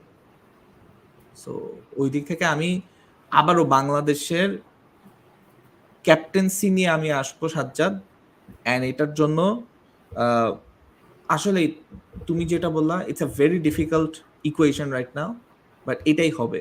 বাংলাদেশের ক্যাপ্টেন্সির 9 out of 10 টাইমস আমি দেখতেছি যে শ্রীলঙ্কা সিরিজের পরে যদি বাংলাদেশ সিরিজটা না জিতা উচিত, যদি না জিতে ক্যাপ্টেন্সিতে একটা চেঞ্জ আসবে, and the change will most likely be Tamim or most likely be Miraz, depends if Tamim is ready to take the captaincy as well। এমনও হইতে পারে because is a senior, right? সিনিয়রদের নিয়ে ওই যে যদি গালি মারে তামিমকে যে হ্যাঁ ও আগে ব্যাটিং চাইছে বোলিং এর জায়গায়, বা আগে বোলিং চাইছে ব্যাটিং এর জায়গায়, ওইটার জন্য তামিম নাও নিতে পারে। অ্যান্ড দেন ওই মানে মমিনুলের উপর, ওর it will fall on another youngster. মমিনুলের উপর কেন ক্যাপ্টেন্সিটা আসছে? Let's go back to why মমিনুলের উপর ফার্স্ট কেন ক্যাপ্টেন্সিটা আসছে? কারণ none of the seniors want to be captain of the test team. Mominul একটা 18 পজিশনকে নিয়ে সে কিন্তু ঠিকই আছে। Fans have to appreciate that, fans must appreciate that, যে সে এমন একটা পজিশন নিছে যেটা অন্য কেউ নিতে চায় নাই, to save their assets. Mominul কিন্তু ওইখানে he took a bullet for the team, and the only reason I am saying মমিনুলের জায়গা কেন, বিকজ মমিনুলের ব্যাটিংটা এফেক্টেড হচ্ছে, not because of his captaincy. Mominul মুশফিকের থেকে ফার বেটার ক্যাপ্টেন্সি করে। Mushfiq has been the longest serving test captain for Bangladesh in history. So Mominul is a better captain than Mushfiq. Mushfiq থাকলে আরো বেশি কমপ্লেইন শুনতাম আমরা। মুশফিকের থেকে বেটার প্রেস হ্যান্ডেল করে as well. So many things. Anyway, Sajjad, let's wrap up. তোমার যদি কোনো ফাইনাল সে থাকে on this situation, it's a complex situation. না না আর কি বলবো, মানে তুমি যেটা বললা যে দিন শেষে we should appreciate Mominul's determination, Mominul's integrity for the team. আর মিডিয়া হ্যান্ডলিং এর ব্যাপারটা আসলে এটা আপেক্ষিক একটা ব্যাপার, এক একজন এক একভাবে চিন্তা করে। আমার কাছে মনে হয় যে যে তৌফিক হোসেন যেরকম বলতেছে মেহেদী মিরাজকে রাখা উচিত নেক্সট ক্যাপ্টেন হিসাবে। তামিমের ক্যারিয়ার প্রায় শেষের দিকে, এর থেকে ভালো মেহেদীকে টেস্ট ক্যাপ্টেন হিসাবে সেট করা উচিত। এছাড়াও সাজ্জাদ ভাই ভালো এক্সাম্পল দিছে তাকে কেন রাখা উচিত। ওটাই মানে লুকিং এট দ্য ফিউচারস আর কি। আচ্ছা, রাকিব হাসান, শো শেষ করার আগে ভাই থ্যাংক ইউ, আপনি একজন ফ্যান ইটার্স ডাইজেস্ট থেকে। ইটার্স ডাইজেস্টের আলাদা একটা চ্যানেল আছে, আর আশা করি আমরা এডিটরটা পেয়ে গেলে, এডিটর আর ক্যামেরা পার্সন ওয়ার লুকিং, তাহলে ইটার্স ডাইজেস্ট ইনশাল্লাহ আবার সামনে খুব রেগুলারলি হবে। যেটা সাজ্জাদ বললো যে সাজ্জাদ অনেক কিছু ম্যানেজ করে, আমিও কাইন্ড অফ সিমিলার। আমার একটা ফুল টাইম জব আছে দ্য বিজনেস স্ট্যান্ডার্ডে, ওইটার বাইরে আমি এটা করি। ওইটার আমরা দুজনই heart pixel TV, and heart pixel টিভির এখন অনেক বড় একটা টিম, অনেককে ম্যানেজ করা লাগে, অনেককে দেখা যাচ্ছে যে অনেক কিছু গুছিয়ে আমরা সুন্দর করে করতে চাই, because we want to make something যেটা আসলে সুস্থ মস্তিষ্কের ফ্যানদের জন্য যেন হয়, because we know there are a lot. আর সুন্দর আপুটা থাকবে, you are talking about Rishova, probably Rishova থাকবে কিনা, she is not very comfortable in front of the camera. এটার জন্য তাকে অনেক বলার পরেও শি হ্যাজন্ট অ্যাপিয়ার্ড মাঝখানে। অ্যান্ড সুন্দর আপুটা, মানে if you have any intentions যে সুন্দর আপুটা সিঙ্গেল কিনা, she is married, so just keep that in mind. She is married to one of the co-founders of the channel, by the so just so you know. আর আরেকটা হচ্ছে যে আমরা সামনে ভালোভাবেই আর কি হোয়াট ডু ইউ সে মাঠে নামবো আর কি, সামনে ভালোভাবে আমরা আর কি কিছু কাজ দিব, এবং যেগুলো আপনারা আশা করে অ্যাপ্রিশিয়েট করবেন। বাট মানে হার্ট পিক্সেল টিভি অনেক বছরের পুরান, at a time we set the standard, and আমরা আবারও সামনে এমনভাবেই নামবো যাতে করে we can reinvent ourselves and set another standard. And এবার হোপফুলি আমরা এমন একটা প্রসেসে করব যাতে করে we can sustain this standard for a longer time. So Alex Romeo is not his partner or her partner. Alex Romeo is not one of the founders. So Sakib is her husband. So Sakib is the editor, but Sakib এখন সেও full time job করে। We need to hire an editor যে হচ্ছে চ্যানেলের জন্য কাজ করবে, যে হচ্ছে এটার জন্য হোপফুলি পেইডও হবে। সো নুসাইর যেরকম he is part of the channel video editor, talk about video editor. Yes, I did, Musar. I did. Don't worry. আর এটাই আর কি। আর আরেকটা হচ্ছে যে সৌরভ জিজ্ঞেস can ICB finally win IPL in RCB batting অর্ডারটা নিয়ে আমি যতটা খারাপ মনে করছিলাম এট স্টার্ট, এখন কিন্তু they are doing quite well. Chance থাকবে আরসিবির, I wouldn't say impossible, but ফাইনালে গিয়ে আবারও মানে বটল করতে পারে। I've seen RCB reach the final and bottle in the final, so দেখা যাক কি হয়। But anyways, Sharjah, thank you so much থাকার জন্য। গাইস যারা যারা কমেন্ট করছে, at first it started off slow, comment আসতেছিল না, পরেও অনেক কমেন্ট আসলো। আমরা মোস্ট লাইকলি শোটাকে কি থার্সডে শিফট করে ফেলতেছি সাজ্জাদ নাকি? প্রবাবলি নুসার হ্যাঁ, যেহেতু শো প্ল্যানিং এ আছে, সো yeah, নুসার জানে এখন কি হবে। yeah, but exactly. আমার কাছে মনে হয় যে থার্সডে বেটার, আমাদের জন্য বেটার। এবং আমার কাছে মনে হয় যে মানে আমি ডেফিনেটলি ওই ভিউয়ার্স কখন বেশি আসে না আসে ওই অ্যানালিটিক্স তো আমার কাছে নাই। আমার হ্যাঁ, কাছে এমনিতে মনে হয়েছে যে মনে করো যে আমরা যদি কোনো ফ্রেন্ডের বাসায় নাইট স্টে করতে চাই বা ইয়ে করতে চাই, আমরা কিন্তু বেশিরভাগ সময় বলি যে থার্সডে নাইটে বলি। কেন? Thursday কারণ night. আমরা জানি পরে হচ্ছে 2 দিন ছুটি থাকবে। হ্যাঁ, প্লাস হ্যাঁ, হচ্ছে true. সারা সপ্তাহের সব ধকল শেষে ফ্রাইডেটা বাংলাদেশের অনেক মানুষের জন্য আসলে অনেক একটা স্বস্তির সুবাতাস নিয়ে আসে, এবং ওইটার জন্যই আর কি দেখা যায় যে অনেক মানুষই কিন্তু রাত্রেবেলা থার্সডে নাইটটা অনেক প্রেফার করে ফর লম্বা আড্ডা অর মেবি একটা মুভি দেখলাম রাত্রেবেলা। সো আমার কাছে ওই দিক থেকে মনে হয় যে থার্সডে নাইট করলে প্রবাবলি সবার জন্যই ভালো হবে। আর আরেকটা জিনিস হচ্ছে ফ্রাইডে নাইট করলে অনেকেরই কিন্তু স্যাটারডে অফ ডে না, হ্যাঁ। হুম, সো তারা হয়তো বা বেশিরভাগ সময় ফ্রাইডেটা মিস করে। সো আমার কাছে মনে হয় যে বা আমরা যদি ম্যানেজ করতে পারি থার্সডে নাইটটা, হুম, এটা বেটার হবে। তানভীর আলম বলছে Thursday better. If you think Thursday is better, like the video, ভিডিওতে মাত্র আজকে 15টা লাইক আসছে, আমি আজকে বলতে ভুলে গেছিলাম, so sorry for that. We've got over 40 people watching. Like the video. Get it up to 40 at least. আর সেই সাথে do share our videos, and also like the page, like the channel. আমরা নতুন পেজ, নতুন channel, নতুন page actually নতুন channel আমাদের আসবে, heart pixel TV sports এর একটা চ্যানেল আসবে। ঈদের টাইমে we'll have a surprise for you guys, hopefully a new studio and a completely revamped production আমরা হয়তো বা দিতে পারবো। That's not a promise, but that's something that we're working on. Anyways, guys, আজকের মতো this is goodbye, good night from us. যারা খেলা দেখতেছো বার্সার, well, if you're Barca fans, I'm sorry, কারণ তোমরা এখন 2-0 গোলে পিছিয়ে আছো apparently. মেবি নকড আউট হয়ে যেতে পারো ইউরোপা লিগ থেকে, চ্যাম্পিয়ন্স লিগ থেকে। ফ্র্যাঙ্কফার্টের সাথে, আইনট্রাক্ট ফ্র্যাঙ্কফার্টের মতন একটা টিমের সাথে বার্সা এট হোম হারতেছে 2-0। It's gonna be quite মানে disastrous এটা যদি অ্যাকচুয়ালি ফাইনাল result হয়ে থাকে। So yeah, so it's gonna be a bad night for Barca fans. But anyways guys, বড় গেস্ট আনবেন না, বড় গেস্ট আপনি কাকে চান সেগুলো বললেন, আমরা সামনে গ্রুপে পোল টোল করবো এগুলি নিয়ে। So definitely we'll have things in mind. But yeah, with that being said, this is goodbye, good night. We'll see you again very soon. Take care.